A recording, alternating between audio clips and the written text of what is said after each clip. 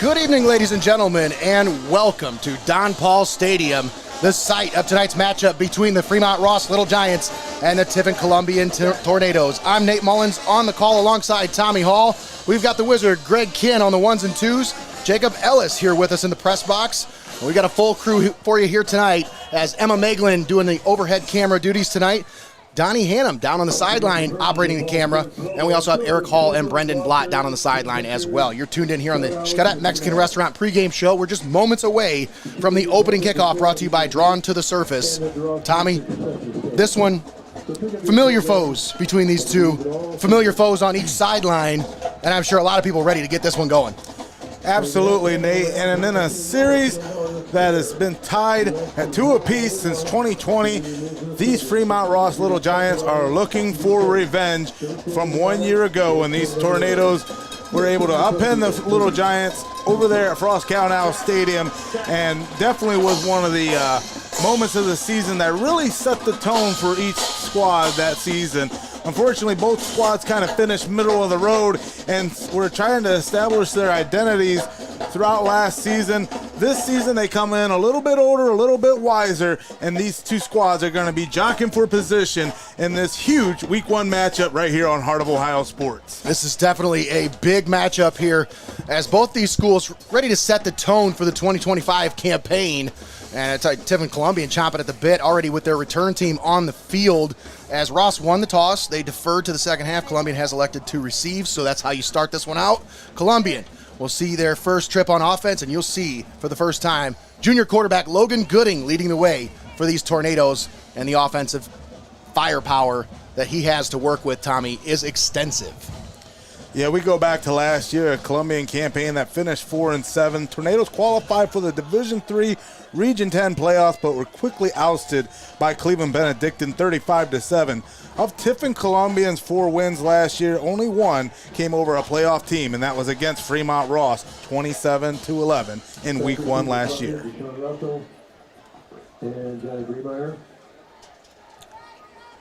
Just about set for opening kickoff. Once again, brought to you by our friends at Drawn to the Surface Tattoo and Piercing Studio over in Bellevue. Big shout out Brandon Robinson.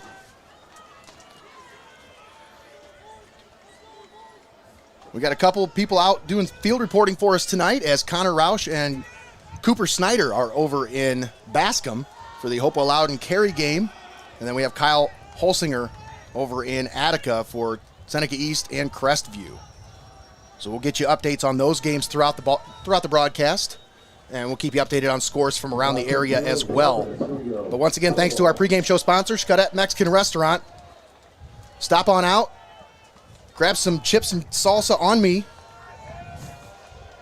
My treat, folks. And here we are, toe to ball, and we are underway. The 2025 campaign. Deshaun Russell fields it, brings it back to the 22-yard line, and that's where he'll be brought down.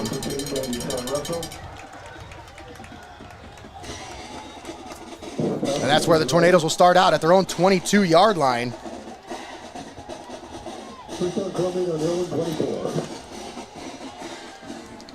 Now, what do you think, Tommy? QB1, your first interview, Logan Gooding. What was the impression you got from this young man? I think he's a little bit wise beyond his years. The injury bug caught on early for him at one point, gave him a different perspective in the game, and is now definitely dialed in his approach a little differently coming into this season. Gooding with a little dump off to Seitz on the left side. Yeah, that is going to be good for a couple yards up to about the 27, maybe the 28-yard line. And you look for the Tornadoes to really lean heavy on Seitz. Mason Seitz, who compiled 182 rushes last year for 1,054 yards and 12 touchdowns. Again, if you're able to get that run game established, it takes all that pressure off of Gooding and allows you to get a balanced attack and open up the passing game. Yeah, you're absolutely right, Tommy. That's going to be key here in the early going. Try to take some pressure off. Sling it out right side for Dalen Brandeberry, and that one's incomplete off his hands. 4 hands down for the Little Giants, coached by Chad Long, who, again, nothing too fancy you're going to see out of that defensive alignment. These guys are hard-nosed. They're going to pin their ears back, and they're going to try to go after these Tornadoes here in the early onset. Third down here for the Tornadoes, 3rd and 7. Gooding in the shotgun takes the snap. Looking to pass, pressure. Evades the pressure, and he's going to be brought down back in the backfield. He tried to evade the pressure, but once again, Marquez Williams, part of our player spotlight, he's going to be in that backfield quite a lot tonight, Tommy. He is a wrecking ball to deal with on the edge. Oh, absolutely. Coming into his senior campaign, you knew the defense was going to be built around him, and Williams comes off strong, getting a huge sack to start this one and bringing up 4th down. Yeah, Gooding, as soon as he got the ball, Williams was right there in his face, and he really had no choice but to try to turn around and try to make something happen. There was nothing to be had. They get the punt away, fielded at the 49-yard line, and he's going to be returned to the 30, to the 25, and a nice return for the Little Giants will set him up inside the Rhiems red zone at the 19-yard line. Let's say right on the border of the red zone. So at the 20 is where they'll start their first possession of the game. Yeah, and if you're the Fremont Ross Little Giants coming out for this opening series, you just got to eat now. You already have the table set. The defense came out, did their jobs, thanks to All-Ohio Division II third team, Marquez Williams, getting that huge sack to set them up for 4th down. Tornadoes punt, and it was a nice return. So, Little Giants set up inside the red zone. And a handoff off the right side. Nice gain there by Talon Brown, senior running back. As Braylon Garza takes over at quarterback for the Fremont Ross Little Giants. We saw a little bit of him in action towards the end of the game last year. If you remember, Tommy, he came in some spot duty at the end, and I kind of was talking a little bit about this guy. He had the offense humming a little bit towards the end of that game last year, and it's not surprising to see him earn his way into the starting role this year. 2nd down and 5. Little pistol set here. Handoff. Brown off the left side, and this time the defense there to stop him after a short gain. He got maybe a yard up to about the 11-yard line. Off the edge there. Jace Arias in on the stop, as well as Anderson Williams. Yeah, I like that little shift by Williams. Just came down the A-gap, kept pursuing, and was able to get a nice clean angle. Quickly, 3rd and 4 now. 3rd down.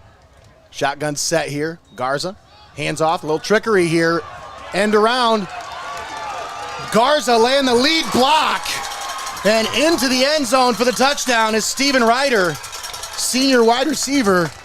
Yeah, Steven Ryder rode that one into the end zone off of a little bit of trickery by the Fremont Ross Little Giants to start this one.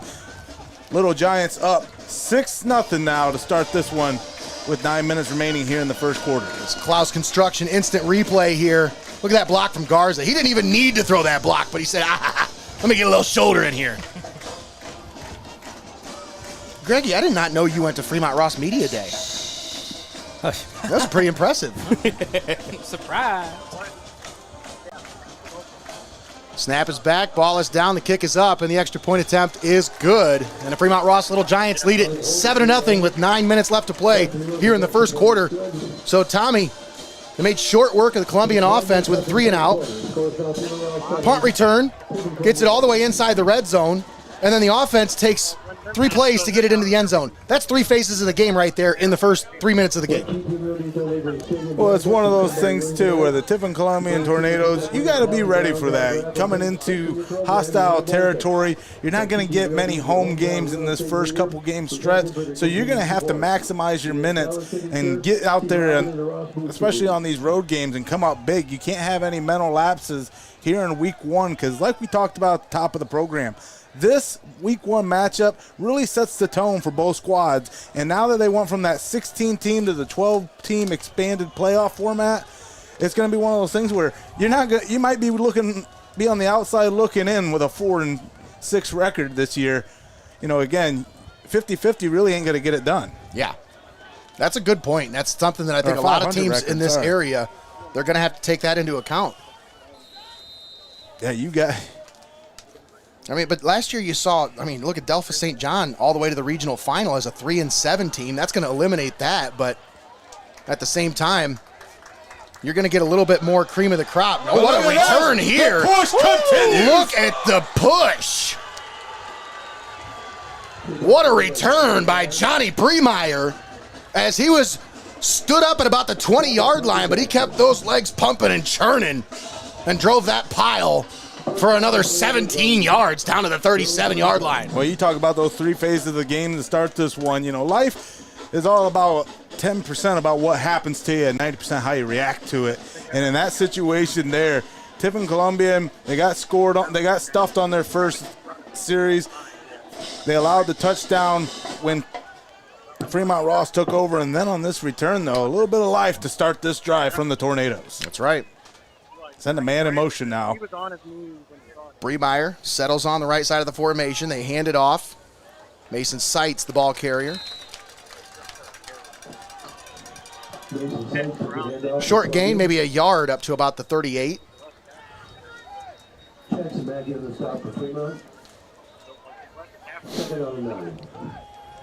This Tornado offensive line is going to have their hands full as we take a look at the Vicek Orthodontics player spotlight.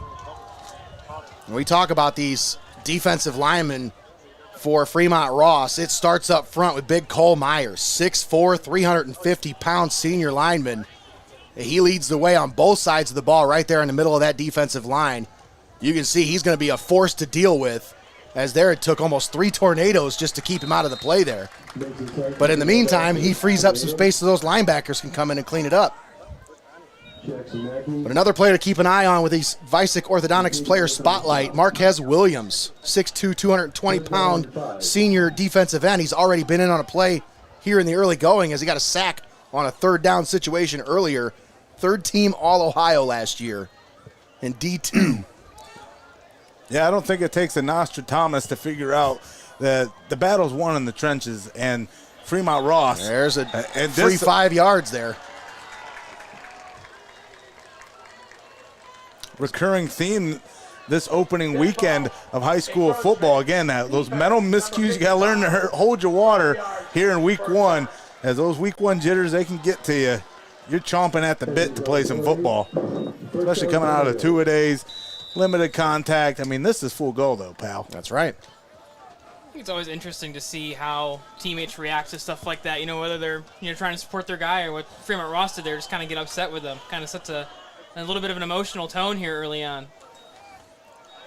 Hand it off to Mason Seitz, and he's got it up near midfield. 3-yard gain on the play.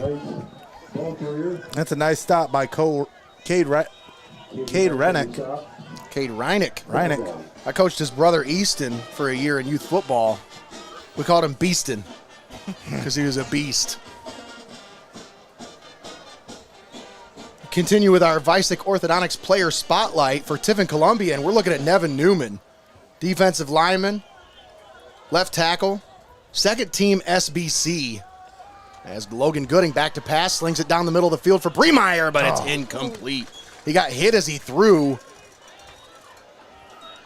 That was a nice matchup between Bremeyer and England. And on the stat sheet, my foot is Bremeyer's 6 foot, 177 pounds. This guy looks like he's taking a few trips to the Country Time Buffet since this official weigh-in, because he's a big guy right now. I see our buddy Dominic's watching. He was a water boy for Tiffin Columbian last year. Did some stuff on the sidelines with him. We got an interview with him. Actually, Eric had a sideline interview with him last year, junior correspondent. Big-time Tornadoes fan. Yeah, Gooding really cool. Wrapped up and dropped in the backfield for a loss. Another sack on third down. And the receivers right now having some trouble separating. And Greggy, when we were at Benchwarmers on Tuesday talking with Chad Long, he said that's one area that he thinks is really going to shine for his defense is the secondary this year. A lot of youth, but a lot of talent in that secondary. Well, that and Tiffin Columbian, they lost some all-conference honor offensive linemen last season, looking to refill those roles here this season. Nice push there, but punt goes out of bounds right around, looks about 29. Mark it right about the 29, about the 30-yard line. We'll continue with that player spotlight. As for Tiffin Columbian, we're looking at Nevin Newman, senior defensive lineman. Also Mason Seitz, junior running back, second team SBC last year with 1,000 yards. Tommy, you mentioned him in the pregame. That's a player we're going to keep our eye on here tonight. That's going to be key for Fremont Ross if they want to try to stop these Tornadoes, control the ground game, and so far they've been doing just that. Yeah, it's one of those. It's definitely an unenviable task when you see that Fremont front. Shotgun formation. Garza brings a man in motion. Handoff. This is Brown on the carry. And Brown gets it up to about the 35. Let's say the 34. 4-yard gain, 2nd and 6 coming up. I'm going to say, what can Brown do for you? Get you about 4 yards. Stop by Nevin Newman. 2nd down and 6.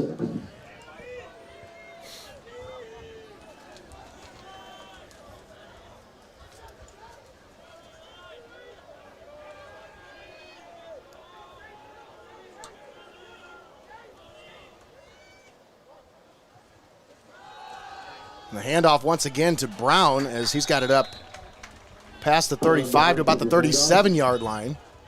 3rd down coming up here for the Little Giants. A nice job by Brock Cecil coming up, getting his head in there and making a play. Chuck. We'll see him make quite a few plays this year. Who's Chuck? Brock Cecil. That's what they used to call him when he played for the Browns down in youth football. That kid, I couldn't keep him out of my backfield when I was a coach, I swear. He's got a nose for the football. And there, Brown on the carry, got it up right at the 1st down. Ooh, yeah. So they're going to move the chains with that one. And that's going to be an NLS Professional Grounds 1st down. Once again, big shout out to our friend Nick Engel at NLS Professional Grounds, jumping on board with us yesterday for the football season, as he's excited to promote his field painting service, and we're excited to spread the word about it. Garza slings it backwards. Receiver catches it and splits 3 tackles there. Still on his feet. Stays inbounds and gets out inside Tornado territory down to the 48-yard line. Steven Ryder showing them educated feet. One went to Harvard, the other went to Yale. As you just seen him tiptoe along the sideline there, Greg. Educated feet, you gotta love it, Tommy, and your Tommyisms. Nostradamus out here. 7-0 Fremont Ross, 3:45 left here in the first quarter. Little Giants with it at the 47-yard line inside Columbian territory. 1st and 10. Garza in the shotgun. 3 receivers set. Tight end on the right side. They bring a man in motion. That's Ryder. They fake it to him. Now hand it off to Brown up the middle. And a wide open gap for Talon Brown as he gets it up to about the 40-yard line, but some laundry flew in on the back. And I think this one's coming back. Yeah, the Chicks sang about them wide open spaces, and right there you seen there was room to make a big mistake, as this one's going to get walked back. Who are the Chicks? What are these chicks talking about? Back in my day, they used to have a different name. Well, they came after W, and that was the last anybody heard of them. I almost spit water out my nose. So that one's coming back, folks. That's a costly penalty for the Little Giants, as they were really moving there with some momentum, but now it moves it back into their own territory at the 43-yard line. Still 1st and 20. 3 receivers set here. Garza brings a man in motion. Jeez, Pete. That's a big tight end right there. Who's that, 14, Jackson Mackey. Oh, ball came loose, I think. Ball is on the ground. Tornadoes say they have it. Let's see. Yeah, it looks like. Orange flippers on the ground. Tornado football. Oh, and the Tornado sideline. The stands are packed here at Don Paul Stadium. As you look over there, huge reactions with the Tornado turnover. As these Fremont Ross Little Giants, they were humming along, Jacob. They were executing, and then that one little mistake definitely can change the complexion of this one. Did you catch that? Let's take a look at him. Not sure if I got it all the way. Tornado's going to have to capitalize here. Pass. Yeah, ball Yep, came right out. there at the Oh, end. yeah. Wow. Right at the very end. Oh, Tornadoes take over on downs now. Eric, After the turnover, Tornadoes are taking over at the Little Giants 44. Now Mason Sights off the left side, buries his head forward, but only picks up about a yard as, man, ran into a brick wall right there with Marquez Williams saying, hey, stay right here. I got you. Well, here's the thing that we talk about with these running backs of today. They wait, they pick and choose for these lanes to open up, and when you have just a huge front that you're going against like Fremont Ross, you can't wait for those lanes to open. You're going to have to be like smoke through a keyhole and try to wiggle your way through, as difficult as that may seem. So again, we'll see as Tornadoes here run it again. Hand off to Sights, and he falls forward, spins forward to about the 39-yard line. Mason Sights take the handoff again. Stop by the horn of Little Giants. 3rd and 5 coming up. The last 2 times Tornadoes have faced a third down,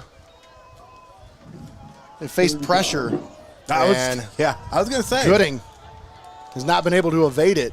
The decision-making on 3rd down, especially in these 3rd and manageable situations, the Fremont Ross Little Giants are not going to give you time to get through your reads.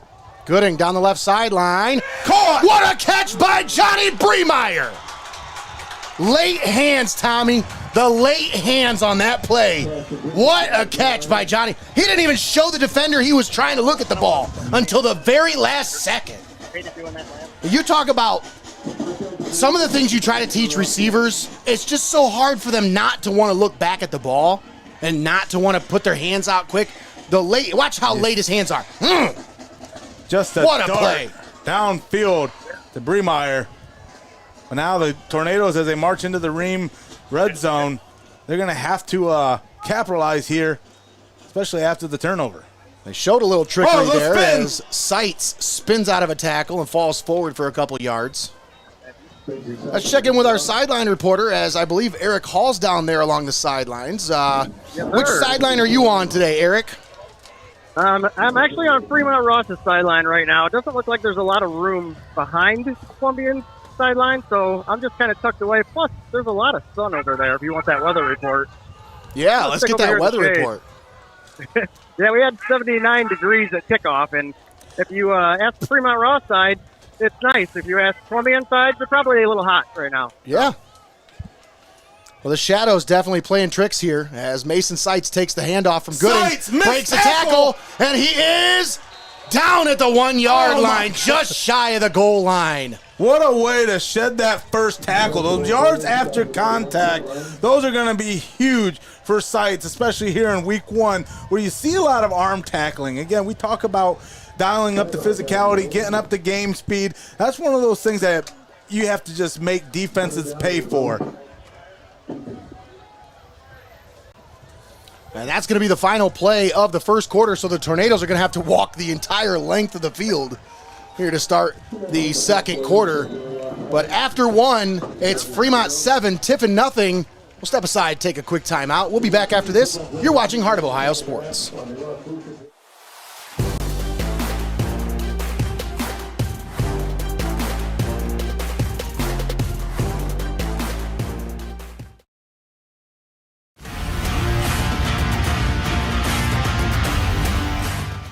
Don't go anywhere. You're watching Heart of Ohio Sports.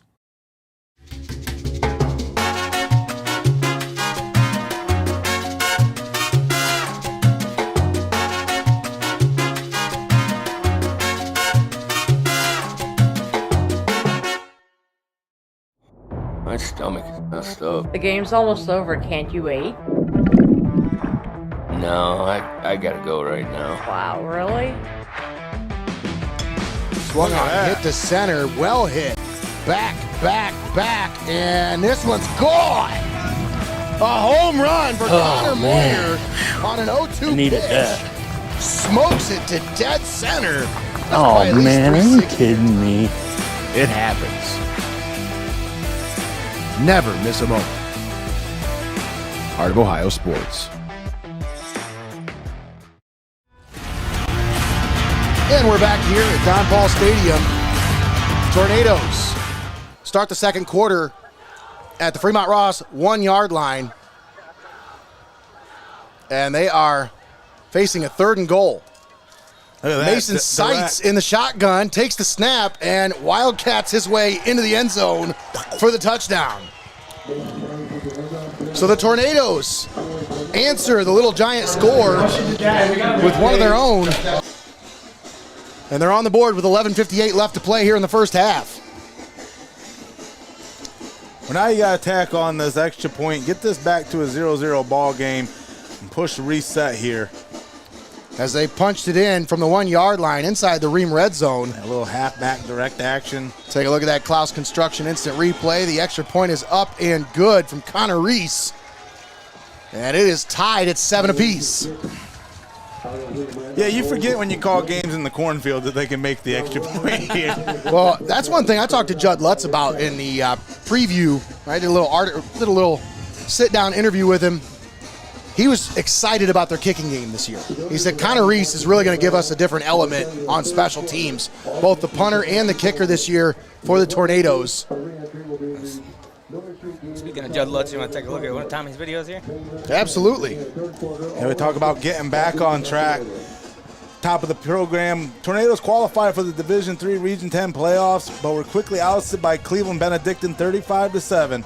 Of Columbian's 4 wins last year, again, only one of those came against a playoff win opponent, and that was these Fremont Ross Little Giants. 1 year ago, 27-11, and you got to believe, Nate, these Fremont Ross Little Giants haven't forget as they came out with their hair on fire to start this one. Got a huge stop, forced the punt, then came out and were able to capitalize with the score. But a huge return by the Tornadoes to start a drive, and a turnover by the Fremont Ross Little Giants turned into points for the Columbian Tornadoes as this kick is underway to start the second quarter. Kickoff fielded at the 8 yard line, brought back to about the 24. And that's where he'll be driven back. They'll mark him at the 25. Number 4, Mason England on the return. Mason Burkett on the tackle. And as these Fremont Ross Little Giants get ready for their first series of the second quarter, we'll go into some of the things that the Little Giants are looking to do this season. Hold up here for you. We'll let this play go and then we'll bring that up. Garza in the gun, sends a man in motion. Oh, they dropped it. Garza has to fall on it. As a faulty exchange there, Tommy. I don't know what happened. I think the receiver didn't think he was supposed to get the ball, but the quarterback tried to give him the ball, and it just didn't happen. And these mental miscues, they stall your drive, but it seems like the Fremont Ross has a giant tornado problem. Again, we talk about this series being even killed 2-2. But Fremont Ross hasn't beat these Tornadoes in the past 2 seasons, and they're looking to get that chip off of their shoulder here tonight at home in front of the Fremont Ross faithful. A handoff as short gain there for Joel Pickard. Can't thank Greg enough for pulling those graphics up to make us seem even more professional. But you just wait till next week. Know what we're looking at. I'm already working on some things. I just didn't have time to get out today. I'll tell you, I really got to give a shout out to our sponsors this week, folks, because, I mean, a lot of new faces on this list this year. And I can't thank all of our existing sponsors enough, obviously, but new faces are awesome. And it's it just means it's more work for us to get ready for the season because we want to make everybody look good. So we got to make them commercials. We want to put together graphics for them, and it takes a little bit of time. So some of this first week stuff is just making sure we get our sponsor stuff in order, making sure all that stuff's wrapped up. Making sure everybody gets put in their places that they need to be, and making sure all the equipment actually works. That's right. Coach Long and the Little Giants take a timeout here. This timeout brought to you by Joe Bayliff's Route 30 Harley-Davidson in Upper Sandusky, one of our proud partners here on Heart of Ohio Sports. Excited to partner with them. Tommy, you got a little bit of inside work going on with the BG Bowling Green Falcons, don't you? I can or cannot deny that that's true. Something out of bike? I swear I could have seen the Bowling Green Falcon mascot riding that thing around. You'll have to check that out, folks, as Bowling Green set to open up their season on Thursday, I believe, right? This Thursday? A week from Against yesterday. Lafayette University. From Pennsylvania, actually. I thought it was going to be somewhere down south. And they'll be inducting Urban Meyer into their Hall of Fame on that evening. Oh, Herb's going to be there rubbing elbows, huh? Yep. Now, why do you think they asked me there? Who do you think's inducting him? You mean, why do you think Urban's going to be there? Yeah, that's what I said. Garza steps up, delivers it over the middle. Oh, what a catch! What a snag by Jackson Mackey. Way to hang on to that ball. I mean, he was juggling that thing all the way to the ground there, Tommy, but he caught it, hung on, took the hit at the end of the play, still maintained possession. Let's take a look at that one again. That was beautiful. Yeah, watch this again. Just the concentration. You look, pressure. Garza throws it over to Mackey, takes a smacky as Fremont Rosso resets the chains. Was it just me, guys, or did that pass from this angle look like it was going to the other receiver and ended up getting to him by like his knees down there? Did you see that? Yeah. That was a pretty crazy looking catch. Garza in the gun. Back out to Mackey. Nice. Left side for the tight end. One-on-one. And what a tackle by Deshaun Russell. In the open field, Russell. That's a form tackle right there. It looked like an eagle bringing him to the ground there. That's one thing we taught him down there, how to block and how to tackle, Greggy. That's right. You can't ever say an eagle we coach didn't know how to tackle, that's for sure. Regardless, Fremont Ross, Mackey gets 6 on the play, brings up 2nd and 4. They're inside tornado territory at the 49-yard line. Yeah, they've advanced past midfield. Ryder in motion. They hand it off. Ooh. Nice cutback lane as Joel Pickard gets it down to the first down marker, and that's going to move the chains. Another NLS Professional Grounds first down. Yeah, and when you see that two-back set and you bring that guy in motion there, he goes behind the quarterback, you know they're going to give that to the up man, and you just got to be prepared for it. That's right. Let's talk about keys to the game, brought to you by our friends at UIS Insurance and Investments. For Fremont Ross, I think it's really important for them to take care of the football tonight. They obviously have to dominate the line of scrimmage. I think they're going to, but play all 4 quarters. Last year they got out to an early lead, but they kind of took their foot off the gas, and the Tornadoes really saw that opportunity, seized it, and then dominated from that point forward. So really for Fremont Ross, the key to them, they got to take care of the football and play all 4 quarters here tonight. For Tiffin Columbian, key to the game brought to you by UIS Insurance and Investments. Get out to a fast start. That's going to be pretty key here today. And they missed that opportunity, but they evened it up here. It's tied up at 7 apiece. 8:54 left here in the first half. But also they got to play mistake-free football and try to keep Gooding's jersey clean. That's going to be easier said than done. As we got a false start on the Little Giants, that'll back them up 5 yards from the 40 to about the 45. 7%. That's what a penalty does. That decreases your chances of scoring by 7%.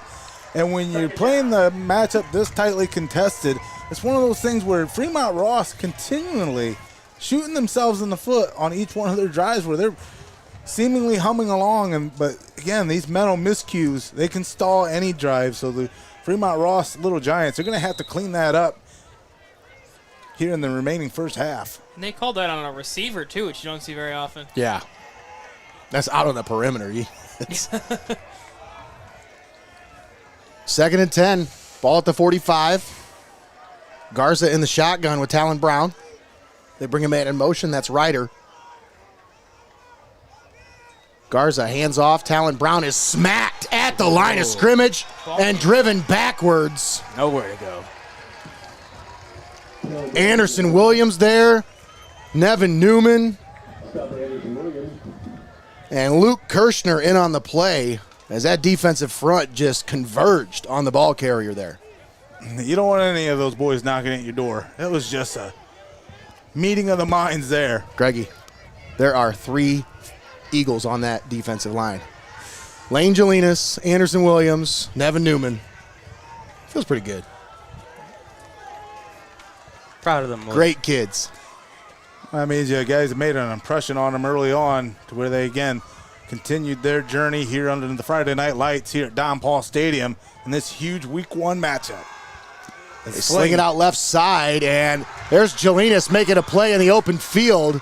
Big tackle. As he brings him down at about the 41-yard line. That's the impressive thing about these Tornadoes tonight. Their presence in the open field, not missing these one-on-one opportunities, these open field tackles. What a tremendous stop. Brings up 4th and 6. We used to call him the Lane-animal.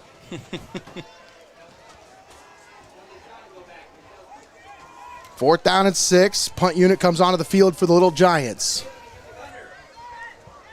Deshaun Russell back to return.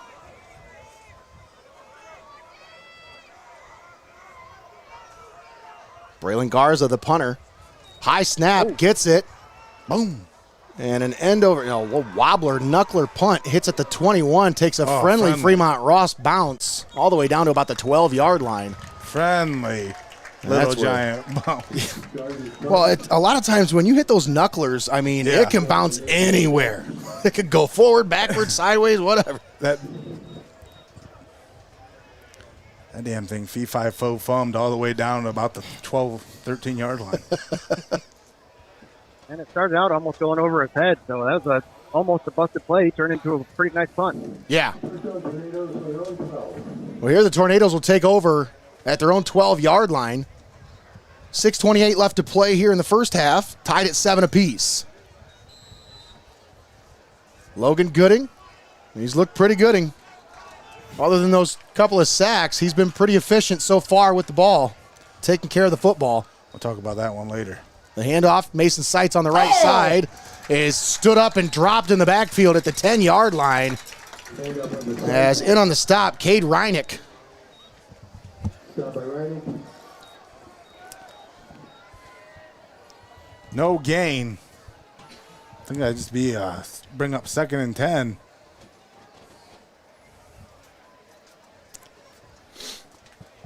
Tiffin Columbian on that last drive able to get the running game going efficiently, but man, these Fremont Ross Little Giants, they had that one dialed in.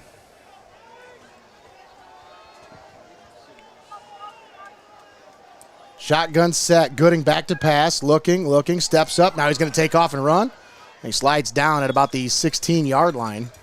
And the junior signal caller again reads through his progressions, looks, decides to tuck it, brings up a 3rd and manageable here. And that's the thing too, is getting that ball out quickly, especially when the pocket begins to swell.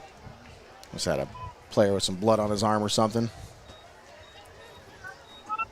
It's going to be easy to spot on them fresh all-white unis. I like it. Greg, did you notice the white helmets with the hand with the club? Is that what's on the helmet? Yeah. Mm. I called that out earlier. I said, look at this hat in this picture that the coach is wearing. It's just like a fist holding up the club from the Little Giant. That's pretty cool. Now I got work to do. Yeah, they got their number on one side and the fist with the club on the other. You're a little late now. Hey. Never too late. 3rd and long, 3rd and 7. Gooding steps up, delivers it. What a strike to Deshaun Russell. And the separation he had out there. Yeah, just kind of turns out, curls back in. Left the defender in the dust. Hey, look at that guy. First down. It's the only time he'll see the field tonight. Stop. Hey, he's a JV player. He's my nephew, so I'm allowed to say that. 1st and 10. Gooding. Pressure. Whoa. And he's going to go down back at the 15-yard line. Nowhere to go with the ball as the defense right there in his face as soon as he stepped back. That's going to be a big loss all the way back to the 15. 10-yard loss. That's him up 2nd and 20. Got to have an answer for that. Fremont controlling the line of scrimmage. Now they're bringing some pressure as well as this one continues to roll. 4:29 remaining in the first half. And you're watching week 1 of high school football here on Heart of Ohio Sports, live and paywall free. As Tiffin Columbian going to take a timeout. These timeouts brought to you by Joe Bayliff's Route 30 Harley-Davidson. Walk in, right out. I'll tell you what, Tommy. This is a beautiful night for football. I mean, you cannot ask for much better weather to start a football season. Last night, that was different.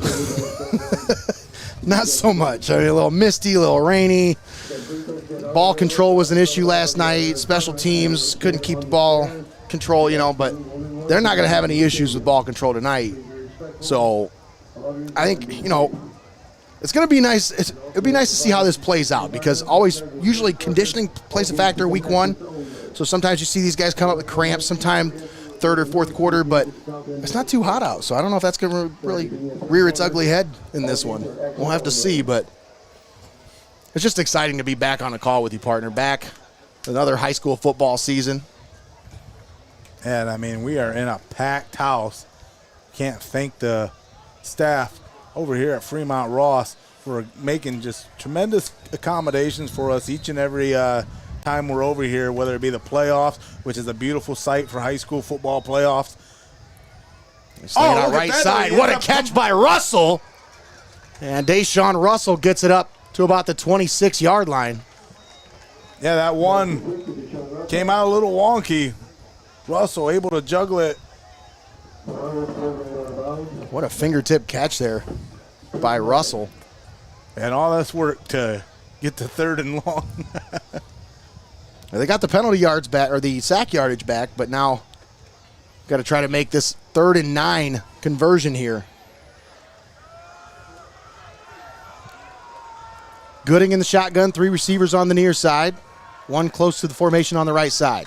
This is gut check time. Back to pass, down the middle of the field. Bremeyer, just overthrows him.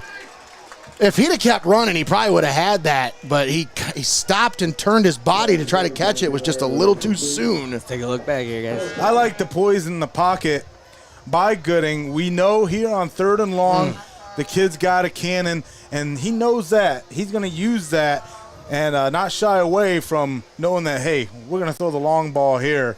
Bremeyer, again, almost got his hands on it. Just a little bit too much on that one. Too much smoke on them ribs. 4th and long. Connor Reese on to punt it away. Gets the punt away, and it's going to hit down. Takes a friendly tornado roll down to the 41-yard line. That's where the Little Giants will take over. That kind of whirlwind. It did a little whirlwind, didn't it? So we're still tied at 7 apiece. 4:02 left to play here in the first half. Stick around for the halftime show brought to you by our friends at Hope in Fostoria. We'll have our marching band performance presented by Forte Music. Gotta give a special shout out to Forte over at Bellevue. They got a new piano for the music department over there, so big shout out on the alma mater standpoint at Forte Music. Did you just say the B team's name on a Columbian broadcast? Huh? What did I say? Who this man? You said Bellevue. Oh, yeah. I'm just joking. Bale took it. Boo, this man. Handoff right side for Look at the Talon stop, Brown, but Lane Jelinas said, come here. I got you. You're not going nowhere. The junior defensive lineman making some big plays here tonight. Think they still call him the Lanimal? I will. Playing like a man possessed here tonight.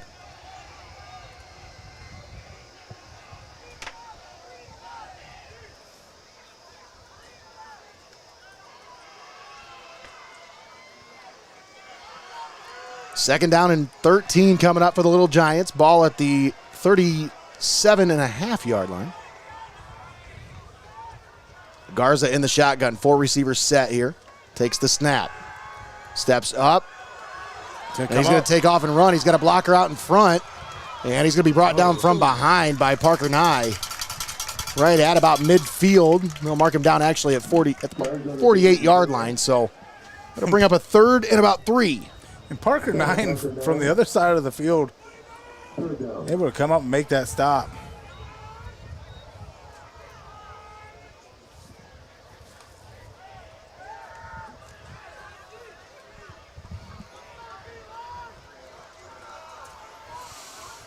Third down and 3.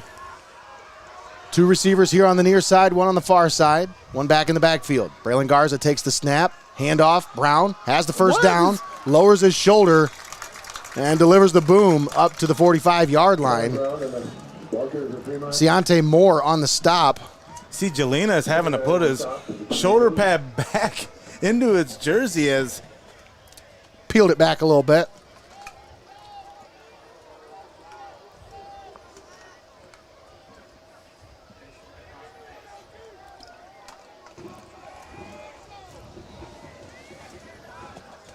His lane opened up there. Fremont Ross continuing to march around the 2-minute mark here. Sling it out left side. Garza completes it to Ryder. And he's going to be brought down at about the 40-yard line as Jace Audius on the stop for the Tornadoes. Now that's that quick out at the sticks. That's how you do that play. That's got to come out quick. You got to have a quick receiver who catches it. It was quick. I like it. I like it.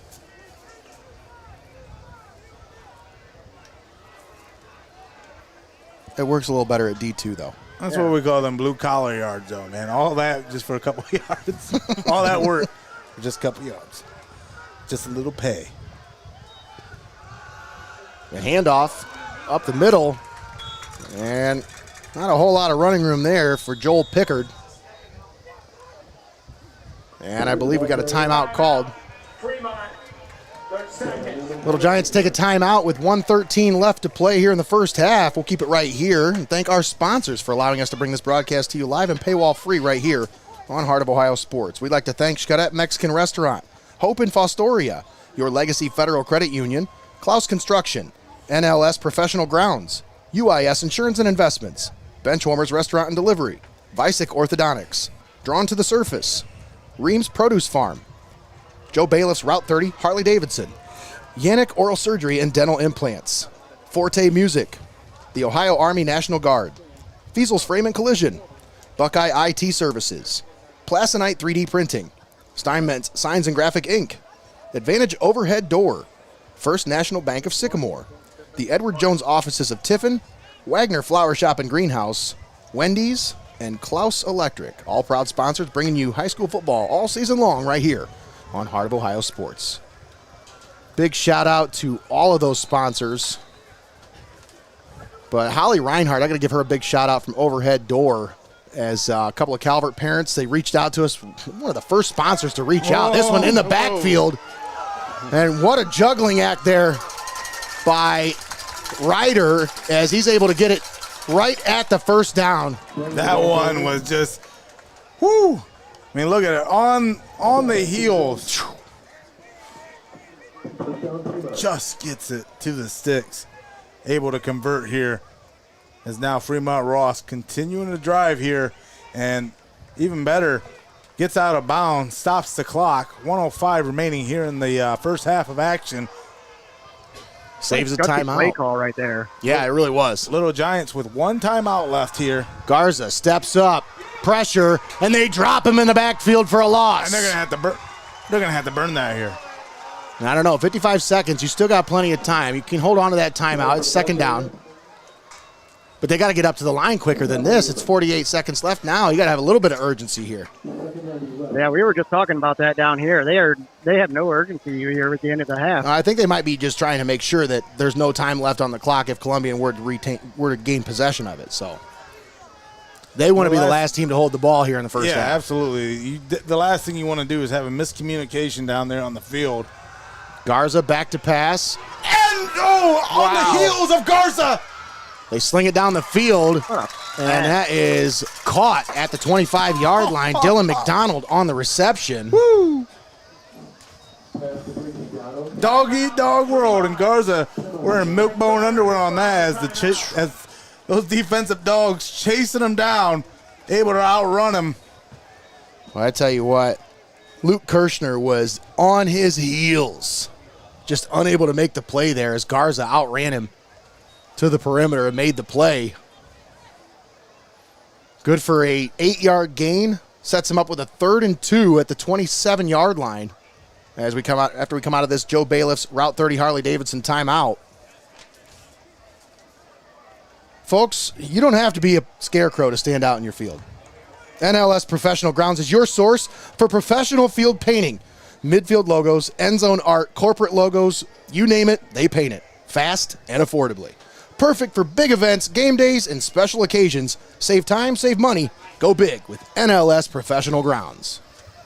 Fremont Ross looking to paint the scoreboard with 6 before they go into the half here. And that's a wise timeout there by Judd Lutz and his coaching staff as, hey, you got 2 timeouts, you can't take them into the half, might as well use them, burn them. Yeah, absolutely. Let them walk out, show them what they're going to do. And thanks, Coach Lutz, because this timeout brought to you by Joe Bayliff's Route 30 Harley-Davidson. Timeout, walk in, ride out. Take a timeout and test ride Harley-Davidson motorcycle tomorrow. I'll be there in person. Test rides and tacos. whoa! Sell some free tacos. Wait, free tacos? Yep. And test ride a Harley-Davidson motorcycle and get yourself a free swag bag. Now, what if I've never rode a motorcycle before? But Tom? you have to have Hold on. you have to have an endorsement. All right, well, never mind. All right, I will be there. You're telling me I can ride a new motorcycle and eat free tacos? Absolutely. Well, not you. Yeah, but I'll be Eric, there. they're going to talk you into buying a new motorcycle. You know that, right? That's how that works. Yeah, that's the plan. That's the plan. Yeah. He's like, I see no problem with Don't this. tell his wife. Yeah, Yeah. I was going to say, See, he's you not just bringing, tell You the gotta wife get- it's for the free tacos. Are you going to get one Come bigger home than with your your wife bike. this time? Yes. He's like, yes, I want a bike bigger than hers. oh, geez, why you got to throw Eric under the bus like that? Dang. I like Eric's bike. I'd ride it. Garza in the pocket, steps up, slings it right side, complete, and I think he got out of bounds after the catch there with 9 seconds left You love it. at the 14-yard line. What a little pitch and catch there along the sideline as Dylan McDonald made the catch. And coming into the season, this was the polished Fremont Ross we were looking for. Able to assert themselves offensively, put together long, sustainable drives, and then let their defense go to work for them on quick series, make big stops, and get the ball back, and then just, again, work your way downfield with these long, sustained drives. 9 seconds remaining in the first half here from Don Paul Stadium. Was that equipment-ish? Ooh. Too many men on the field or what? No, he didn't have Equipment his issue. mouthpiece then. The ref caught Yeah, I it. was going to say. Uh-oh. That's going to get you a couple laps. So why do you have to start? 4x4, F250, your bucket driveway license, BK 12. So 9 seconds left. Garza slings it right side, complete and out of bounds. Quick little pitch and catch once again. Well, now that's going to set you up for that end around. I expect some trickery here. Or do you think they're just going to do another quick shot like that, get a couple yards closer for a field goal maybe too? You notice they went after the backup as soon as Desarius came in to play corner for Ciante Morda out there on the outside. As soon as he came in, they went right after him. That's smart coaching right there. That's right. It's also smart quarterback play. Second and goal, 5 seconds left. open Garza guy. into the end zone. Touchdown, Little Giants. Right over the middle. What an efficient drive down the field for the Fremont Ross Little Giants, making the most out of that 2-minute offense and punching it in with 2 seconds left. And what a way to go into the half with the lead. This was a 0-0 ball game, both teams 7 apiece. But now Fremont Ross going to have Tiffin Columbian thinking differently going into the locker room here. Carson Lewis on to attempt the extra point. Bad snap. They get it down, but it's blocked as Deshaun Russell comes in and gets his hand all over that one. Bats it down. The extra point was not good. With 2 seconds left in the half. First down, Fremont Ross 13. Oh, extra point was no good. The announcer said it was good, though.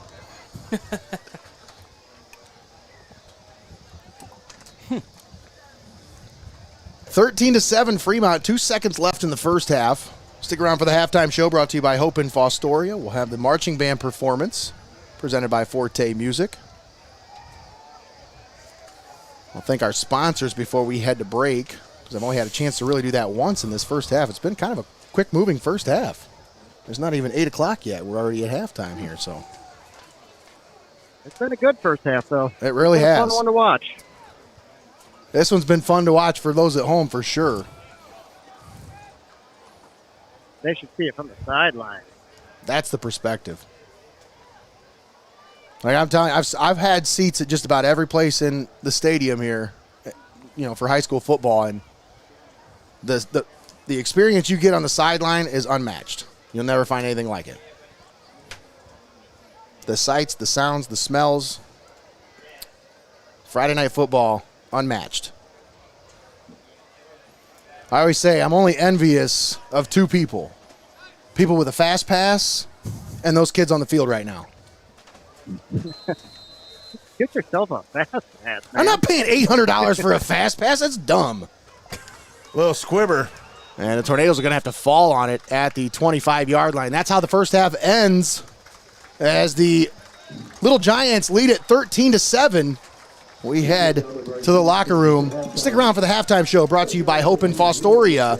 We'll have the marching band performance presented by Forte Music coming up next, right here on Heart of Ohio Sports, the pulse of the Buckeye State. Let me thank our sponsors real quick before we step aside. We'd like to thank Xcaret Mexican Restaurant, Hope in Fostoria, Your Legacy Federal Credit Union, Clouse Construction, NLS Professional Grounds, UIS Insurance and Investments, Benchwarmers Restaurant and Delivery, Vicek Orthodontics, Drawn to the Surface, Rhiems Produce Farm, Route 30 Harley-Davidson, Yanich Oral Surgery and Dental Implants, Forte Music, the Ohio Army National Guard, Feasel's Frame and Collision, Buckeye IT Services, Plasonite 3D Printing, Steinmetz Signs and Graphic Inc., Advantage Overhead Door, First National Bank of Sycamore, the Edward Jones Offices of Tiffin, Wagner Flower Shop and Greenhouse, Wendy's, and Clouse Electric. We'll be right back after this.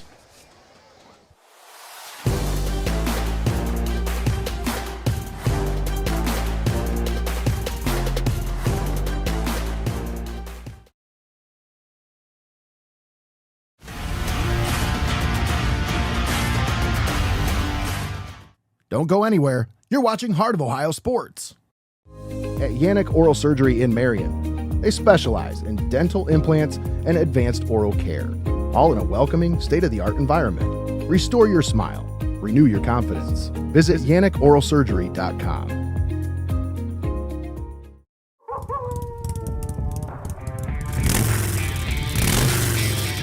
The one thing that we love more than the roar of a Harley-Davidson is the roar of the crowd on game day.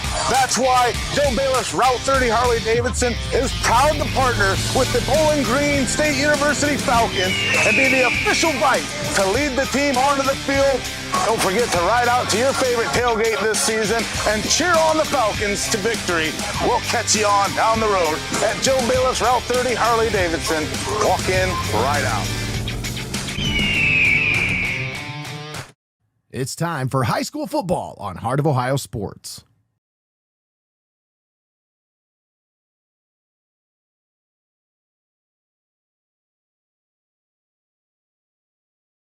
In a 1970s hit by the Edgar Winter Group.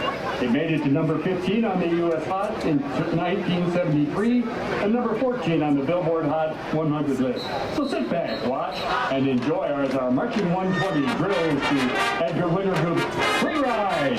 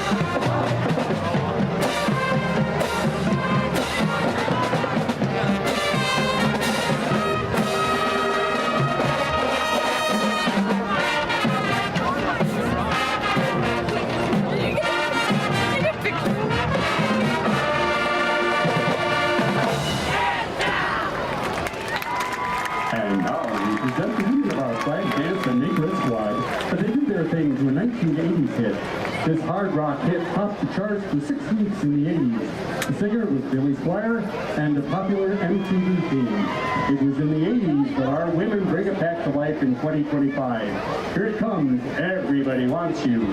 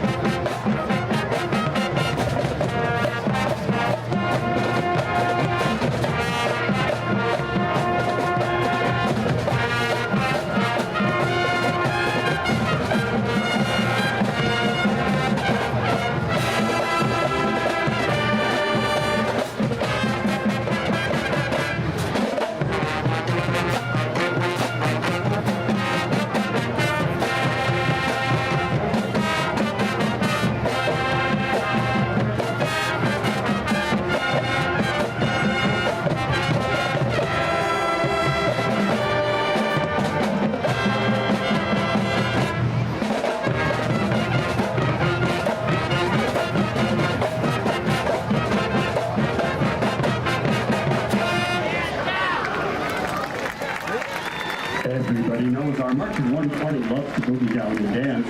It's part of our being a fun band. So tonight, we want to remember an icon in the music world. The world just recently said goodbye to this rock legend. Released in 2007, but still alive today.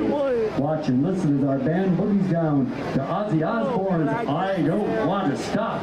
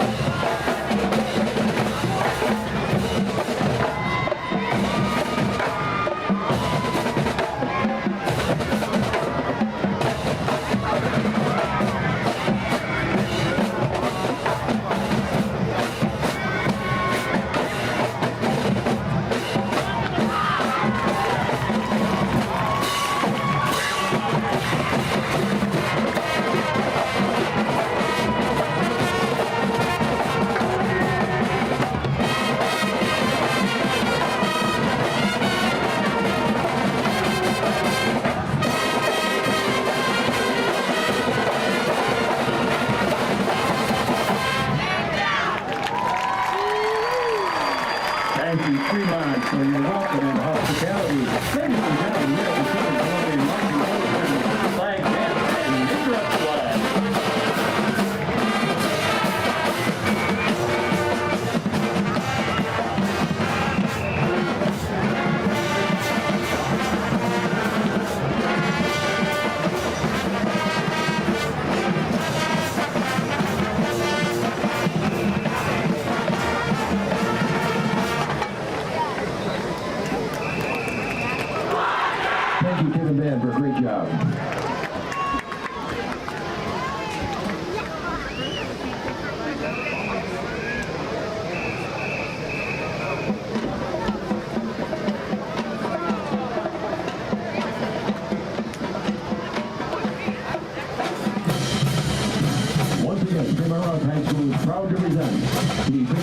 Marching Little Giants. Our band is led on the field by drum major Abby Sekoyak.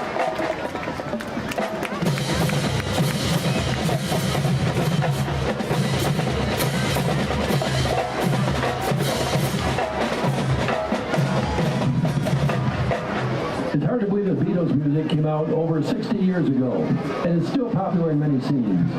We open our halftime show tonight with a combination of two Beatles classics. First, we've got a John Lennon tune from the Abbey Road album, Come Together. And then we'll move into a Lennon and McCartney piece from the Rubber Soul album, Baby You Can Drive My Car. The Marching Little Giants.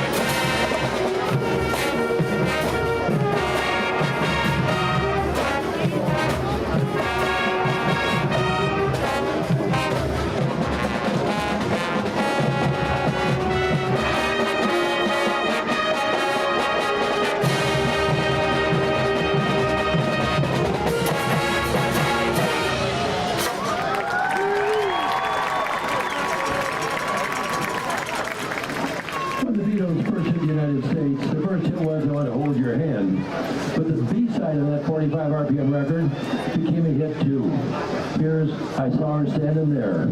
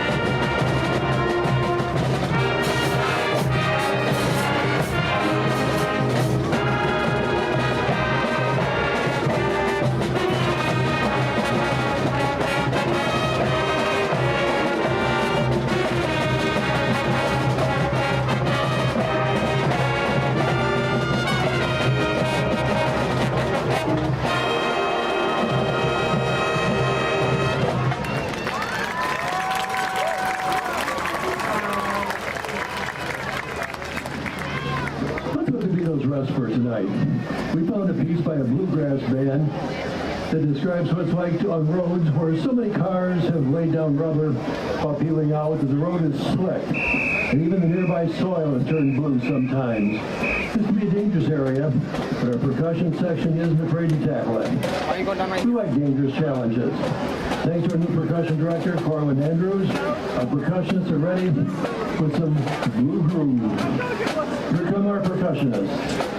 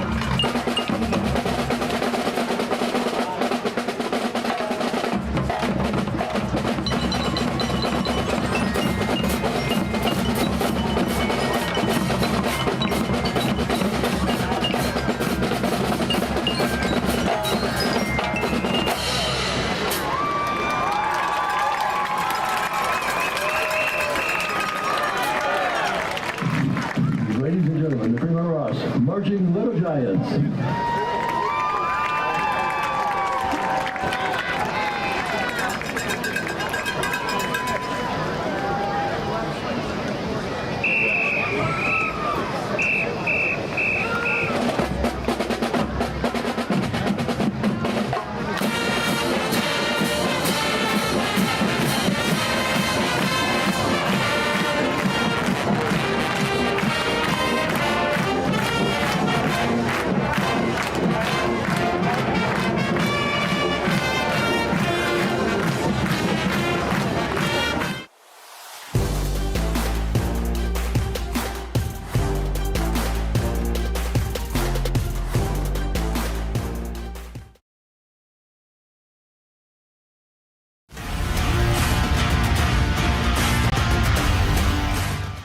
Don't go anywhere. You're watching Heart of Ohio Sports. At Yanich Oral Surgery in Marion, they specialize in dental implants and advanced oral care, all in a welcoming, state-of-the-art environment. Restore your smile. Renew your confidence. Visit YanichOralSurgery.com.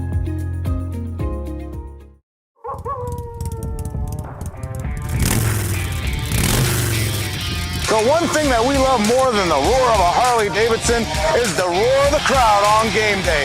That's why Joe Bayliff's Route 30 Harley-Davidson is proud to partner with the Bowling Green State University Falcons and be the official bike to lead the team onto the field. Don't forget to ride out to your favorite tailgate this season and cheer on the Falcons to victory. We'll catch you on down the road at Joe Bayliff's Route 30 Harley-Davidson. Walk in, ride out. It's time for high school football on Heart of Ohio Sports.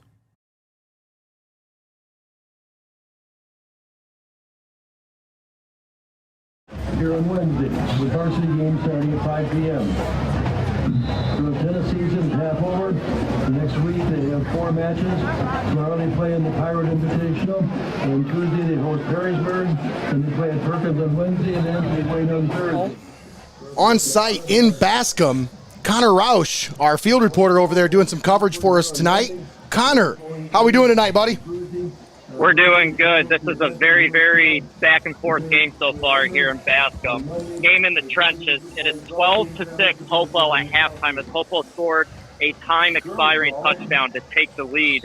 Jacoby Ellis to Brody Brickman for 2 touchdowns so far tonight. Well, there you have it. There's your update from Bascom as Connor Roush over there on coverage for us. You'll get the recap video from that one tomorrow. Connor, what's the atmosphere like over there, man? I mean, it's always a packed house for that opening night. But, I mean, Bascom, is there anybody left guarding the water tower over there? I don't think anyone's left. This place is packed, and you know how Carey is. Carey brings everyone, so Carey's even shut down as well tonight. So the atmosphere is great, and whoever has the ball, you know who is cheering who. Absolutely. All right, well, thanks for the drop-in, Connor. We appreciate your call, and good luck tonight on the rest of the broadcast. We'll check in with you later after the game to see if you got an update for us, all right? Sounds good. Good luck on your guys' call, too. All right, buddy. Thanks. All right. You know, we haven't done yet, fellas. Very important. What just happened? What do you mean? I hear everything just fine. You can hear me? Yeah, I can hear everything. I don't hear anything. Oh, that's weird. We're getting all the sound still right on the... All right, well, but I guess I just won't hear myself in the headset tonight. I don't know what's going on. But either way, folks. Got to do this real quick. We are just about set to start the second half here. And we got to start with our favorite segment, everyone's favorite segment of the day. It's time for the wise words of Nostradamus. Well, this first 24 minutes of action, you saw it go back and forth, tooth and nail, Carpenter and Dennis. And after one half, 13-7 is your score. Fremont Ross on top of Tiffin Columbian. But I tell you what, Nate, this very well could have been a 2-possession, 2-score game at one point. Some of the mental miscues by the Fremont Ross Little Giants on some of these drives that they've had were stalled out because of turnovers, mental miscues, penalties, stuff that you just got to clean up, especially after week 1. But Tiffin Columbian, again, they were able to fight back, tie this one up, make it a 0-0 ball game at 7 apiece. And then Fremont Ross able to capitalize off of a huge drive, just methodic before the half came to a close. And as time expired, came away with a 13-7 lead.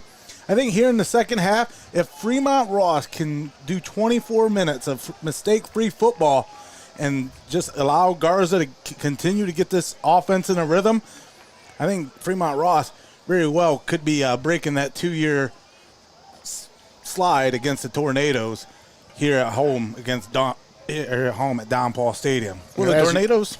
Yeah. Again, you got to have mistake-free football as well here in the second half and be able to actually finish drives. And as we remember, Tiffin Columbian received the opening half kickoff, so they will kick off to start this second half. So Little Giants wisely, Tommy, there at the end of that half. We were talking about them needing to use that timeout in that one situation, but, you know, when they ran down that clock a little bit, it was methodical. There was a reason behind it. They didn't want that Columbian offense to get the ball back with any kind of time left, so that way they doubled up their possession there, Tommy. You think about those last 4 minutes. I'd say the middle 8 minutes they're so important in these ball games, and when you get a chance to get 2 possessions back to back, boy, it's hard not to lick your chops at something like that. Yeah. And Coach Judd Lutz here in his 10th campaign, you got to believe he reiterated that point in the locker room as we get the second half underway. And the returner will bring it back to about the 35-yard line. Short kickoff. And that's where the Little Giants will take over for their first possession of the second half. Folks, I want to remind you, we do have a Fan of the Game segment this year, brought to you by Yanich Oral Surgery and Dental Implants. Folks, if you're watching the game, we want to see how you're watching the game. Take a picture of yourself. Take a picture of your setup. Send it to us on Facebook or on Instagram. We'll check our messages at the end of the game, and we'll decide who is the fan of the game here on Heart of Ohio Sports. Also eligible, anybody in attendance. So, hey, if you're here, make some noise, folks, and support your Tornadoes or your Little Giants. You can be eligible to be our fan of the game, brought to you by Yanich Oral Surgery and dental implants. First down carry, good for about 3 up to the 38-yard line. Second down and 7 coming up for the Little Giants. And Talon Brown had a little running room to start, but this defensive front for Tiffin Columbian did a nice job there at the end of the half, kind of closing down some of those gaps. But it was the passing game that led to the Little Giants getting that lead there at the end of the half. And once again, in the backfield, big number 72, Luke Kirshner, makes the stop for no gain. Tommy, he just held on for dear life there as he was like a little chihuahua grabbing a hold of an ankle there. He wasn't going to let go. Yeah, you change the point of attack, especially when you got a guy that's lowering his shoulder and leveling defenders. Take him out at the pins is always the surefire way.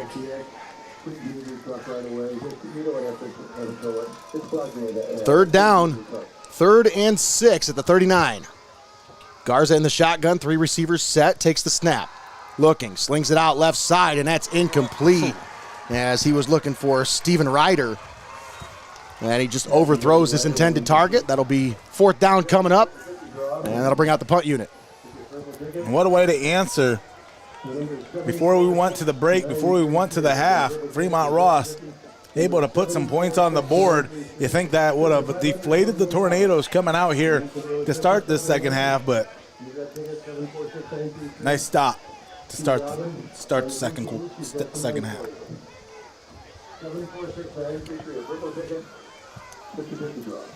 4th down. Deshaun Russell back deep to return for Tiffin Columbian.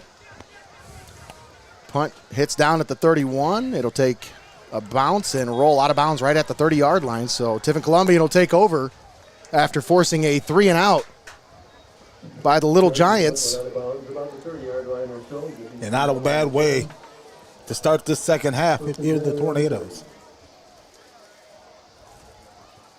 Probably the best way you could start the second half if you're the Tornadoes. And I'm thinking, Tommy, that first half we saw a little bit of this offense with Logan Gooding and how it operates. What I want to see a little bit more of is some push up front from this line, and let's see if we get some Mason Seitz running room here.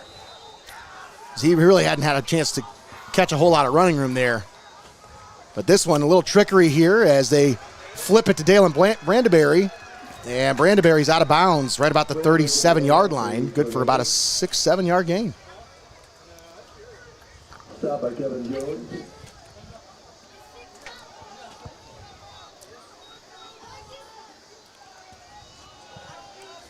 Give him about 7 on that carry. As the Tornadoes come out running to start the second half here.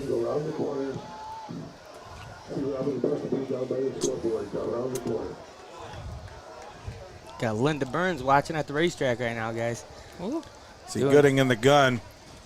Sends Bremeyer in motion. Passes it down to Bremeyer. Bremeyer's got some room. Tries to cut it back across the middle. Makes it across the 50 and into Fremont territory. That's going to be good for a first down as well, Nate. And another first down brought to you by our friends at NLS Professional Grounds. Joining us on the call here for the first time, you get to hear the voice of our new sideline reporter, Brendan Blott, as Brendan joins us here for the second half, as he'll be taking over on the sidelines for the Extreme starting next week. How are we doing tonight, Brendan? Not too bad, Nate. How about yourself? How's the view up there? Oh, it's gorgeous. Best seat in the house, buddy. I'm not sure. I might be able to argue with you down here. Mason Seitz on the carry. A little quick handoff there. And Seitz picks up about 8 yards, and that's what you want to see there, Tommy. A little bit more of that in the second half. An offensive line cleared some lanes there for him. That's absolutely something you need to see out of the Tornadoes here tonight, Nate, as you had unsportsmanlike on wow. the Fremont Ross Little Giants there. Number 16. As I say, you had Coach Long on the coach's corner this past Tuesday, and he spoke a lot about that battle in the trenches, who's going to win that. And if you're able to move the ball, then I think you might be able to say you're winning the battle at that moment. I would say so, yeah. Shotgun formation for Tiffin Columbian. 1st and 10 at the 28-yard line inside Little Giants territory. Gooding hands off to Seitz. He's wrapped up but keeps those legs churning and falls forward for a couple of yards. Nice wrap up by Anthony Sorg. Oh, yeah, we can show replays on good tackles, too. Everybody gets their flowers here. Like you said, Tommy, nice wrap up, just not letting go there. Stopping a potentially big play. Yeah, it looks like he just stormed his way through the A-gap. I know we do. That's why we're professionals. Oh, yeah.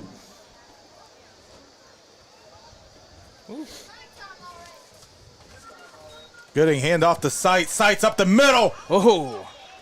And he's going to be met right there by Rhiems, who's definitely had his hands all over this one, Nate, as you like to say. That's after almost 15 years of working together, you find yourself saying stuff that the other person says. And Oh, yeah. Or you use the other guy's Tommyisms in your live reads. What? Bring a man in motion. Gooding takes the high snap, slings it left side. pass. What a pass. Wow. The anticipation there. Just leading him perfectly in stride. What a dot. Puts him in the Rhiems red zone there now, fellas. The Tornadoes driving now inside the Rhiems red zone. Folks, we got Barnyard Fun coming up here. Just a little bit under a month at Rhiems Produce Farm. I'm telling you what, folks.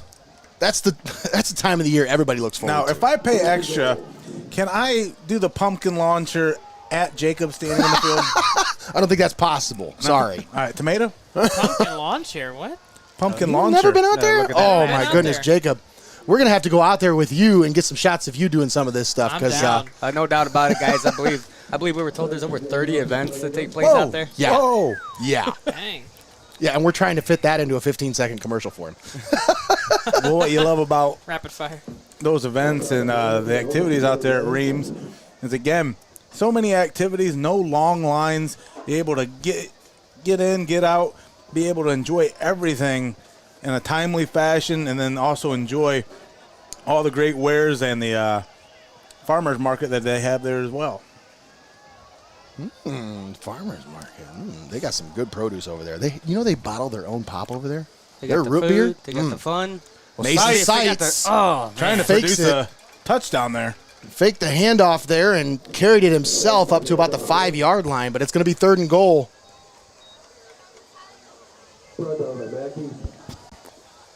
We got to look at that Wildcat formation once again for Tiffin Columbian.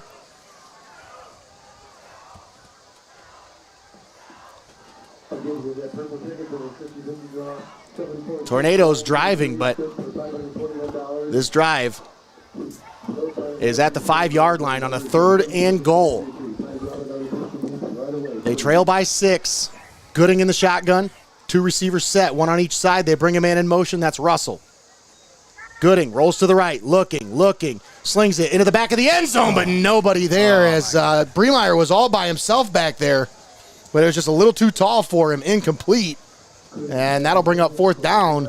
And this is kind of decision time here, Tommy, because do you go for the field goal, cut it to a 3-point game? Or do you just say, let's keep the offense on the field here? I think that's what they're going to do. I think in this game, you've already spent 30 minutes chasing points, chasing the lead. You need to do something to knot this one up and recapture the momentum. You came out strong, got a huge stop after allowing them to score on you going into the half. Make a strong stand here, answer back, and then reset the table with 5 minutes remaining here in the 3rd quarter. 4th and goal. Gooding back to pass, slings it into the end zone. Caught at the 1. That was 4th down. But it is down at the 1-yard line. Oh, my goodness. So it'll be a turnover on downs. Wow. He threw the ball just short of the goal line, and Brandenberry had to turn around to try to catch that ball. He had to extend out to grab that one. Great job bringing it in. But yeah. now you have the ball. You have the Little Giants pinned all the way back, and I'm talking Tommy. That ball, you couldn't squeeze a playing card in between that ball and the goal line right now. Taking a look at that one, guys. Incredible. I'm going to talk to Brendan down there on the sideline. He's got a good perspective. How close is that ball to the goal line right now, Brendan? I mean, just like you said, I mean, a playing card. It was it could have went either way right there, but obviously the refs had the best view on that. So, I mean, just tight football right there. What a stand by the Little Giants. Shot of it right Look at there that for you beautiful guys. shot there from Donnie Hannum. Right out of the corner of the end zone. As the handoff up the middle, Talon Brown able to make it out of the end zone and plunges forward for a couple of yards there. Gives him some breathing room. Yeah, good job wrapping up the legs there, but just able to lunge forward, drive those legs, and get on out of the end zone. That's the one thing about going for it in the red zone on 4th down, Greg, is when you got the opponent coming out, you start any drive from behind the 10-yard line and you got your back in the shadow of your own goalpost, the emphasis is getting out to where you can actually get into your playbook. So it's a tough task. Garza hands off. Talon Brown on the carry gets it up to about the 5. So now they got plenty of breathing room here as 3rd down coming up, 3rd and about 5. Yeah, when you're backed up against your end zone like that, it's almost like playing with 12 guys on the defense. You just feel at a disadvantage down there. Yeah.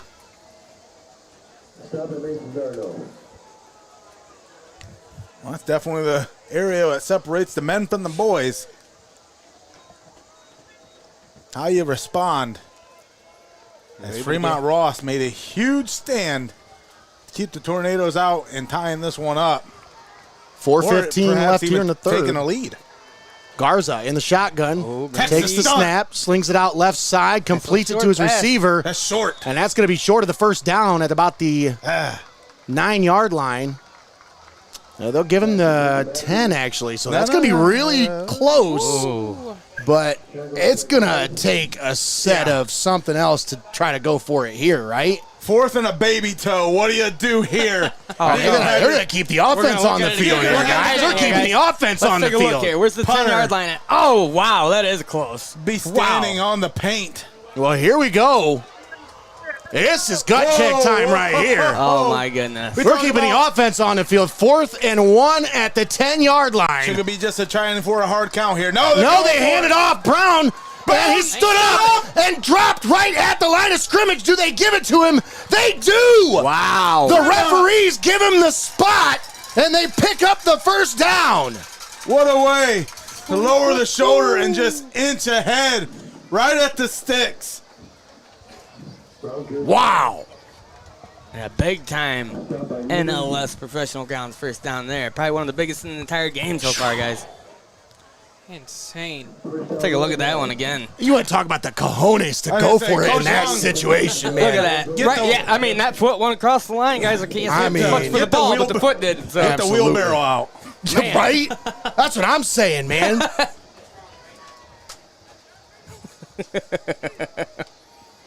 You're a Randy Marsh. That's what I'm thinking about the whole time. Handoff up the middle. Jesus, Coach Long.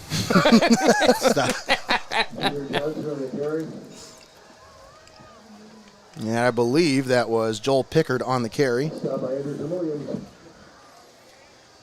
Man, what a game we have here so far, guys. This is a barn burner right here. We had Connor over there covering that game in Hopewell. Sounded like almost the exact same thing. Yeah. Mirror image games happening right now. He said Hopewell closed the first half with a score right at the end of the first half. So, I mean, yeah, pretty much mirror image. Fremont was like, well, we left 2 seconds here. And look at this, Nate. Fremont Ross Little Giants, just so methodic.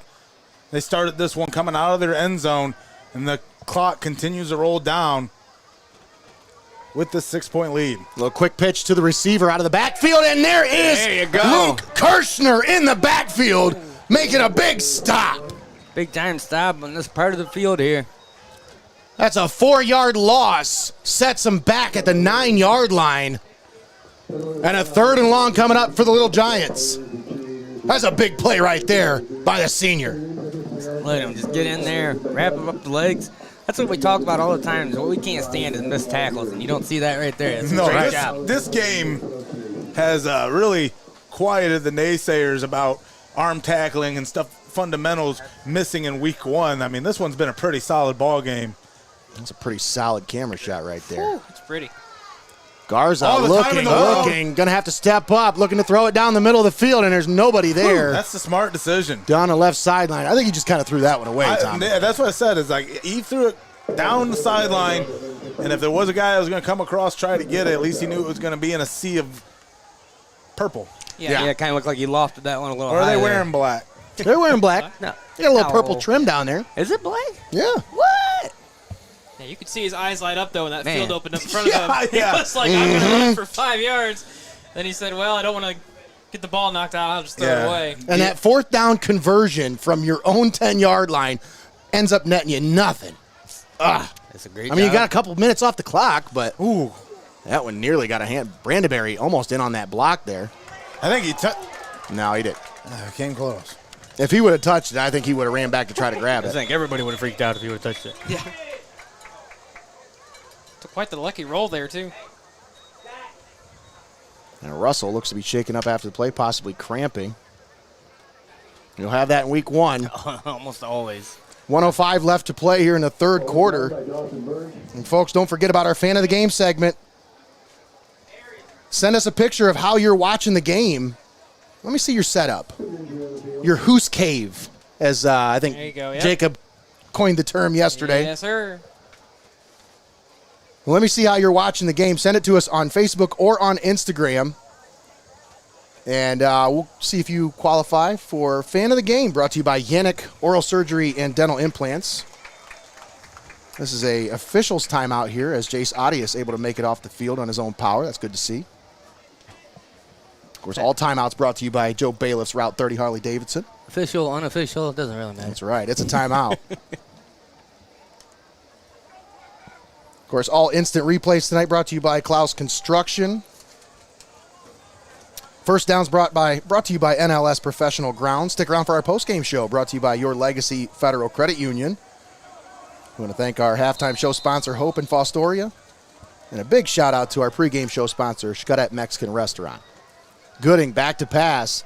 Looking, steps up, evades the pressure, makes a man miss, and he's going to be brought down just shy of midfield, but that's making something happen there, Tommy. 5-yard gain when it looked like he was dead to rights in the backfield.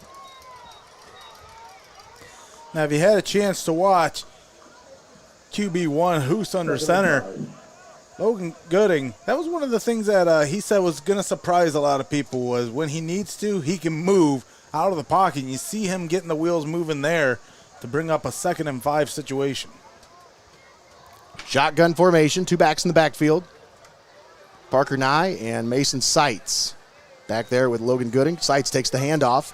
Nice read, though. Oh, wow, way to stay up. Breaks the tackle and falls forward into Little Giants territory down to the 49.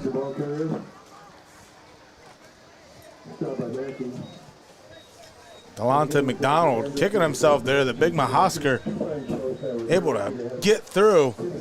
Not the Mahosker. Oh, yeah. There are hog mollies, and then on defense, there are Mahoskers. Yeehaw. And that's the end of the third quarter. We head to the fourth. Fremont leading Tiffin Columbian 13-7. We'll be back after this. You're watching Heart of Ohio Sports.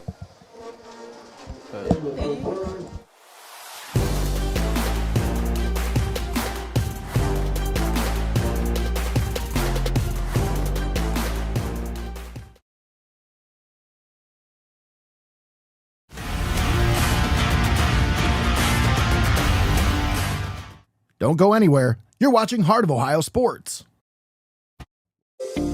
After an injury or surgery, adults are often prescribed opioids or stimulants, powerful drugs that help with pain or focus. But when unused or expired medications linger, they pose serious risks, misuse, addiction, or accidental poisoning, especially for children. Seneca County has 5 locations where you can safely dispose of medications. Take it to the box or use a deter bag at home to deactivate them safely and permanently. Prevent misuse, protect your family, dispose safely. Learn more or request a free Deter-A-Safe disposal bag at carsa.org. Prevention starts with you. At Vicek Orthodontics, they're all about creating confident, healthy smiles for every age. Dr. Vicek and the team use the latest techniques to make your orthodontic journey comfortable and effective. Discover the difference of personalized care and a smile you'll be proud to show off. Schedule your consultation with Vicek Orthodontics today. It's time for high school football on Heart of Ohio Sports. All right, and we're back here at Don Paul Stadium. They ran a play while we were gone. It was a quick quarter break. And Tiffin Columbian, incomplete pass over the middle from Logan Gooding, intended for Deshaun Russell. And here we have the punt unit onto the field now. From midfield, Connor Reese steps into it from his 40-yard line, punts the ball away, and it's fielded at the 24-yard line where the returner goes down to both knees. Caught it on his knees there. Dylan McDonald makes the catch for the Little Giants. They start at their own 23-yard line for this possession. Fourth quarter, they hold a 6-point lead. Their defense has been pretty stout here, Tommy. Columbian they've moved the ball, but this Ross defense has been in a lot of bend but don't break so far here in this one. I think that can be said for the most part with both these squads here. Yeah, absolutely. We got an equipment issue sides. or what's that? I mean, both sides, the trenches are just back and forth. They're just a big battle, man. Yeah. And Columbian takes a timeout. Brendan, did you happen to see what happened there? What was the reason for that? 100%. That's what I was trying to figure out with you guys as well. Yeah. There must have been some kind of an equipment issue or maybe a play they didn't see. The coaching staff's hyped up. They're getting them young men hyped up down there. You can see. Oh, yeah. Great camera shot there. Emma Maeglin doing a great job on the overhead camera for us tonight.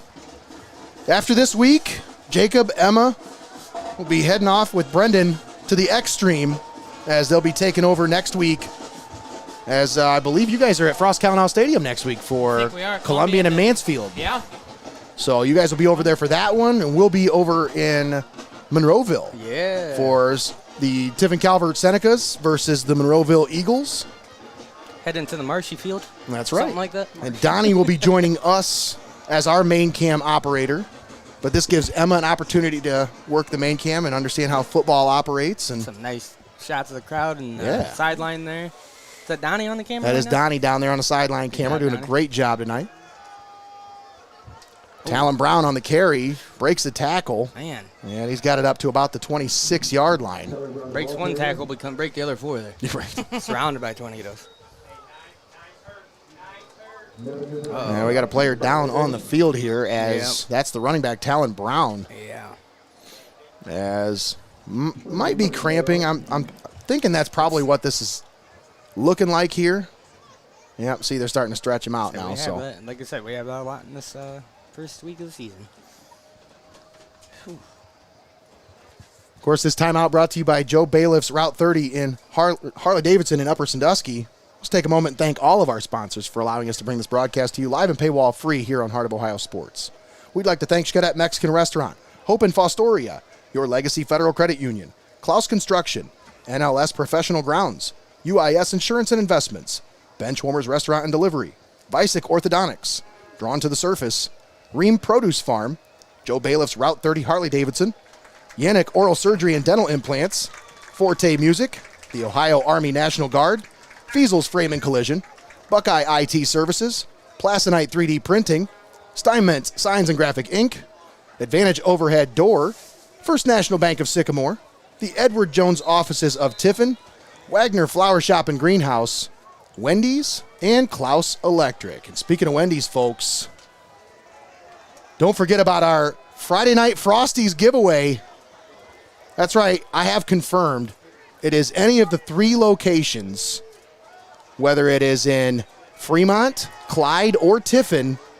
If you were at any of these games on Friday or Thursday night, save your ticket stub.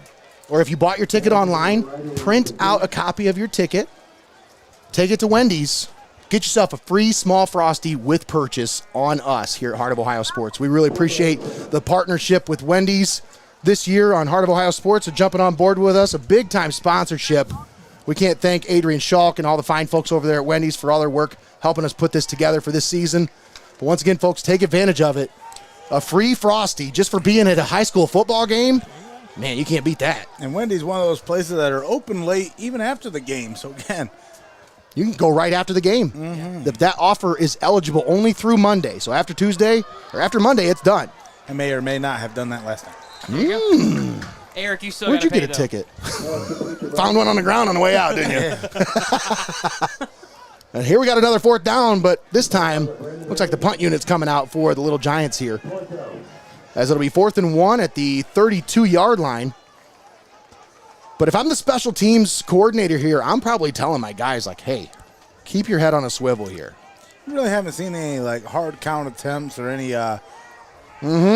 trickery up front with the hard count, trying to draw them offside, especially here in week 1, where a lot of teams are hard pressed to hold their water. But knowing both of these coaches, guys, you know both of them how they coach their teams. They probably aren't going to fall for that. So, and they Garza know that. gets that one away. It hits at the 35 and rolls to the back. 38. They're coming this way, yeah. So the Tornadoes take over at their own 38-yard line with 10:15 left to play here in the ball game. They trail by 6.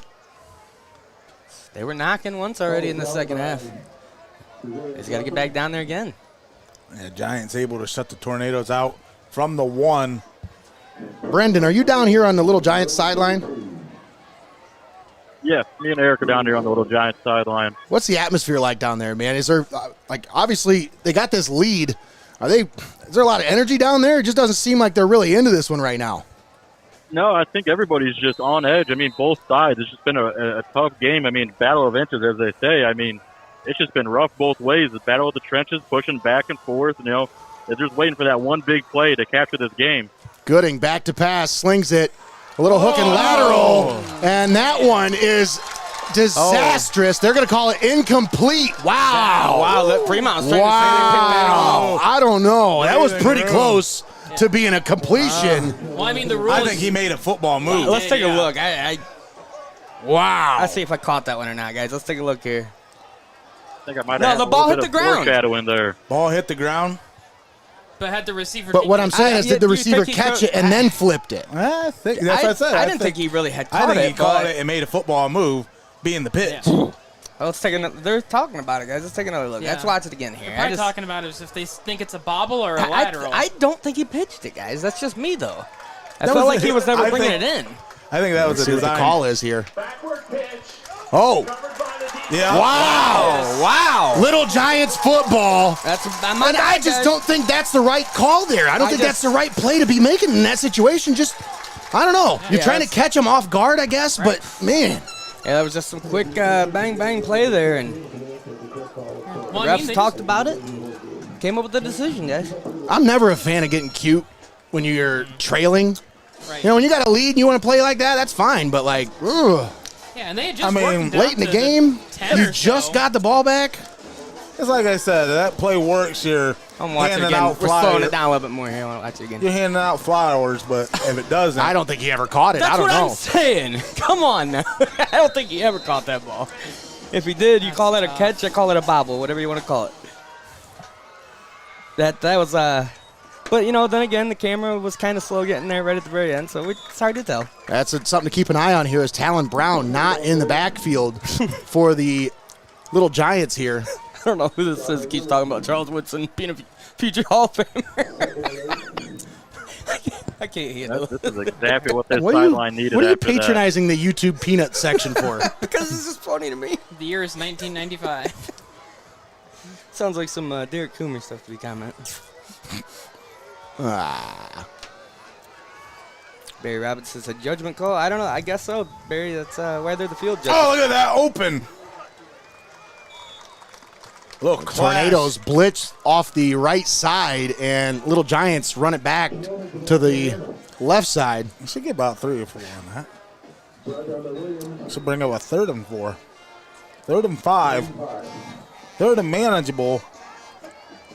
That's Fremont. Yep, 3rd and manageable for the Little Giants here. Tornadoes, you want to get this and get the ball back here. You should have the ball right now. Yeah. Yeah, the Little Giants in tornado territory. Tommy, it feels like they've had so many chances to really put this one away, and they just kind of like a cat playing with its food right now, you know?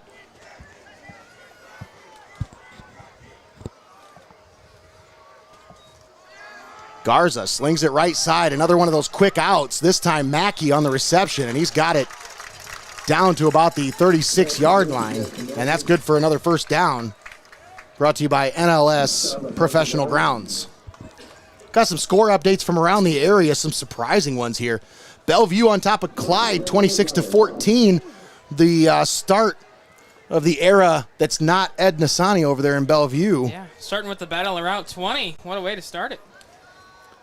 Hopewell Loudon leading Cary 18-7. Our own Connor Roush will have the recap from that one tomorrow here on Heart of Ohio Sports. Garza in the shotgun. Blitz. They fake the handoff. Now he's looking to throw it, and he gets rid of it, and Nice it goes pressure. nowhere, as that one's an incomplete pass. Parker Nye. And see Coach They're there. saying no receiver in the area. That should have been intentional grounding. That's true, though. There was nobody he was throwing it to. There was a lineman there, but there was nobody else. I thought he was hit as he threw it. That's what I was thinking.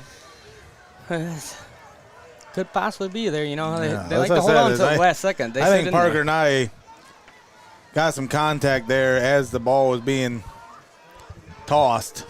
Look at Nonetheless. that shot. That's a beautiful looking shot right there. A little banding with the lights, though.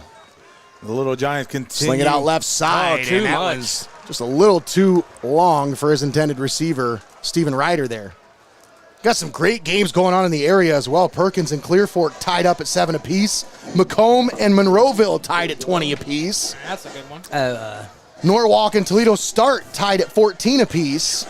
Now look at Gibsonburg making a statement in the first game of the Shane Dyer era. Yeah. 42-7 over Ottawa Hills. Wow. Whoa, whoa, whoa. Wow. Yeah. That's good stuff right there. And a lot of people are sitting there thinking, what is Gibsonburg going to be like? You know, they've been a wing T kind of variant offense for a long time. Been a tough team. Leaning on that. Very tough team. But how are they going to come out of that Joe Wyatt era? And, boy, I'll tell you what, they're looking pretty good. With a bang, that's how. Garza, back to pass. Hit and dropped. The helmet came Luke off and everything. Kirshner That's the full Madden sack Kirshner right there. just made himself a push pop. No, Luke Kirshner, the backfield curse, comes and just cleans house on a huge third down. Now brings up 4th and 10. Look at this big play. Big time sack. Look at him just peel himself off the block and lay the boom on the quarterback. That was good stuff there. Big time third down play there. Every bit of that 6 foot, 222 pound frame. This guy's built like a Frigidaire. Oh, that one gets away, and he does end up returning it back to about the 30-yard line. And that's where the Tornadoes will take over. This Little Giants defense has been stout this entire ball game. Just 7 points allowed, and that came all the way back in the second quarter, Tommy. Here's the thing is, like you talked about, that little cat and mouse game, allowing opponents to hang around. I don't think that's the case here, as the Tornadoes are continuing to batten down and continuing to push. They will not be denied, but look, this is a long way to come just to try to get the game back to an even score, as now Tiffin Columbian sets up shop at the 33. Yeah, you're right, Tommy. They had to start off by taking that punch in the mouth. Hand off to Seitz, and he's got it up to the 40-yard line. As Ross came out and got the score early and just set the tone for this one. Columbian could have just hung their heads there at the beginning of this one. They fought this entire time, guys, and they're still in it. I got an update from the Seneca East Crestview game. You want to hear the score on this one, guys? Uh-oh. 2-0 Seneca East. Oh, my goodness. In the fourth quarter. A safety? A safety is Wow. deciding that ball game right now. I can't wait to Our read. own Kyle Holsinger's over there for the recap on that one. Big stop. As Seitz, the ball carrier, gets it up close to the first down, but he stopped just short. 3rd and 1 coming up here. But that's a heck of a ball game going on over there in Attica. And here's a heck of a third down here for the Tornadoes. Need to convert this one. You can't just keep going 3 and out, guys. You got to make something happen here in the second half. You got all the way down to the 1-yard line, and we're not able to get in. You got to recreate that magic here. 3rd and 1 out of the gun. Russell, the man in motion, settles on the right side of the formation. Gooding, handoff, Seitz, has the first down, spins forward, down around the 45-yard line. That'll move the chains. Another NLS Professional Grounds first down.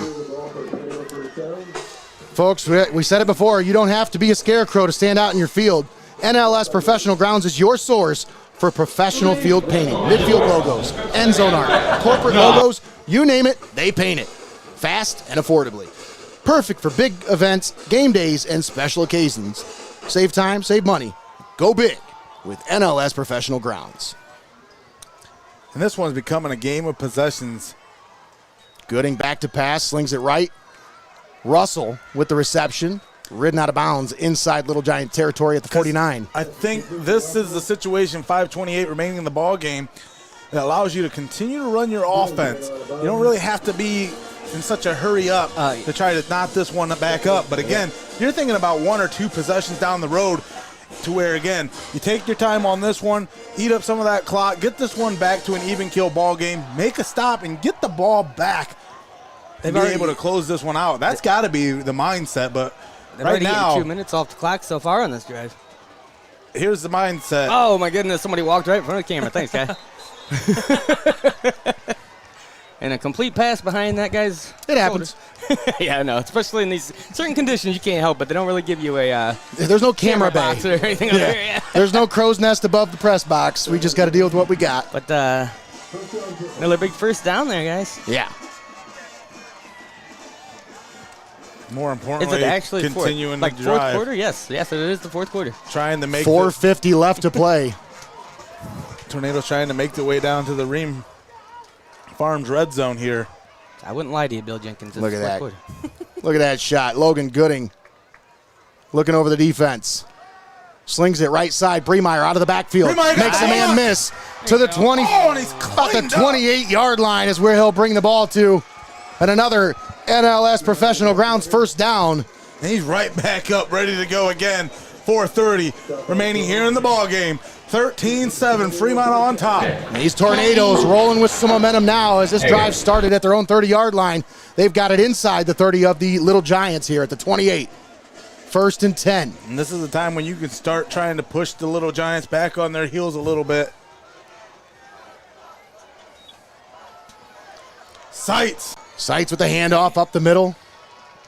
Greg the Heartbreak Kinn. How did I never hear this nickname before? It's Derek Kuru. What do you expect? He's the man of 1,000 jokes and nicknames for anybody and everybody.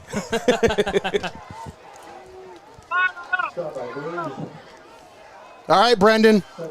What's it like down there? Is it pretty nervous on that sideline right now? I mean, man, it's slowly. You can tell each side is just getting more and more intense. There's coaches over on this Little Giant side. They ain't got run out of this yet. Down the sideline. It's picked off. Oh, my goodness. Intercepted by the Little Giants, Mason England, as he steps in front of Johnny Bremeyer and picks it off at the 4-yard line. They'll mark him at the 2. Man, I tell you, I'm glad you guys could see that because I don't believe the fans at home got to see that one. Oh, what a play. Take a look at this by here. Johnny Bremeyer. Big head in the way. What a play by Mason England as he steps in front of Johnny Bremeyer to make that play. Man. And I'll tell you what, Tommy. That could be. But look at this. The Fremont Ross Little Giants are going to have to start this one from their 2-yard line. As I was just about to say, But they've got Sellers, 3 minutes. Yeah. 3 minutes. Again. And Tornadoes only have 2 timeouts. Yeah. And those 2 possessions that you were trying to look into the future for, consider that scrap. Yeah, that's now right. You're looking for a stop here to You get the have ball to. back and try to control the possession to at least tie this one up and get it into extra or take the lead. Because, again, we forget this is a 13-7 ball game. Right. The handoff, left side. Defense makes the stop, but he plows forward for actually no gain. So back to the line of scrimmage. Drags his feet. But a flag flies from the back judge, and it's looking like this is going to go against Columbian. Ciante Moore trying to plead his case to the judge. What is going on the outside when all the action's on the inside? What is happening out here? You got a guy running up the middle. How do you got a flag coming in from the backside? Oh, my goodness. It's unsportsmanlike. It had to be. And it's just like, at this point in the game, at this juncture, what is so important that you had to go and run your mouth about right now? Well, and then what is running your mouth? That's what I want to know. Like, you can be excited about a big stop. Flag's on the field, so I don't think they're going to pick it up. I'm not saying that. I'm just saying it's, again, judgment calls by the judges of the field. But still, I mean, who knows what was said down there? You get excited on big stops. Brendan, you're down there. Any insight? I'm hearing a lot from the Little Giants side over here from Coach Long talking about possible offside. Dead ball, personal fouls. Defense 14. There you go. Personal foul. Offense. Oh, both Offsetting penalties. Wow. We'll play the down. Wow. Wow. So it'll be a replay of first down. I seen Garza. Oh, no, it was after the play, so it'll be a dead ball. So, yes, it will still count. The down will still count. All right. I seen Garza kind of holding his hands up like he was being admonished and trying to get some insight on what was going on. So, again, that would make sense on why it was called both ways. Offsetting penalties. Ball still at the 2-yard line. 2nd and 10. 2nd down and 10. Garza in the pistol formation. 2 backs in the backfield with him. Blitz. Garza rolls to the right, gets it out, complete, his tight end, and they're going to say no, incomplete. This call is no longer being recorded. Well, I'm glad. That's good. About time. Hey, there we go. Eric must have run out of memory on his phone to record phone calls. I ran out of commissary. You guys hear me now? We're good. Ran out of commissary from his. There we go. I swear I've not been quiet down here. Not It's commissary. Yeah. Oh, my goodness. Old Black calling from the clink. Hey, I'm back. I'm back now. Guess who's back? So, made 3 plays. 3rd down, Made 3rd no and 10 at their own 2. Woo. You have to stand tall here if you're the Columbian Tornadoes and you want a chance to win this one. But then again, guys, look, not even 30 seconds have come off the clock here when they threw that incomplete pass there. That stopped the clock for them. Timeout. It's a big-time deal there. That is a big deal. That's a Fremont timeout. Yeah, as I said, Columbian wouldn't waste the timeout here after they just got basically a free timeout out of that. Yeah.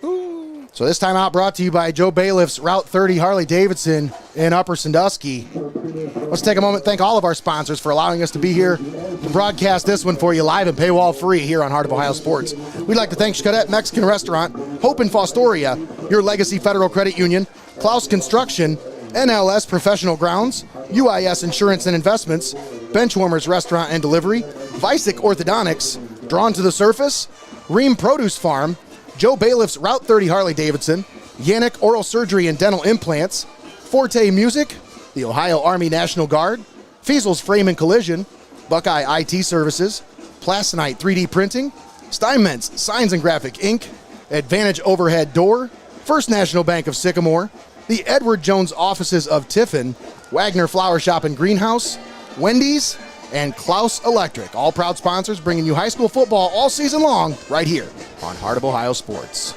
Now, I'm pretty sure Tiffin Columbian brought the rush on those last 2 downs. You come out of this timeout, 3rd and 10. You know you're probably drawing up a pass, but are you trying to trick Tiffin Columbian because they're trying to time that snap count?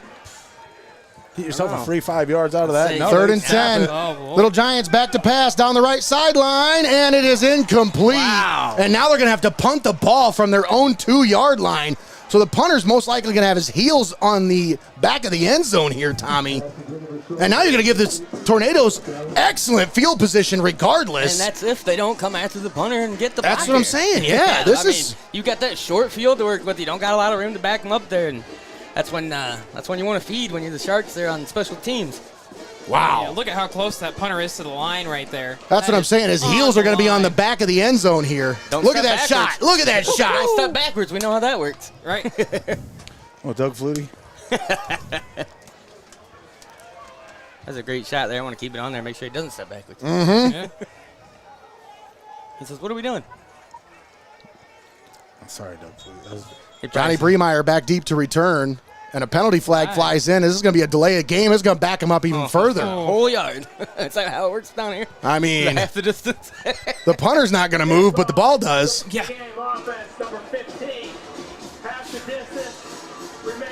It just makes you wonder. Maybe they wanted a little better position to punt the. I don't know. I mean, guys, we know that you're going to punt in this situation. What took so long to get the play in and get everything going on out there?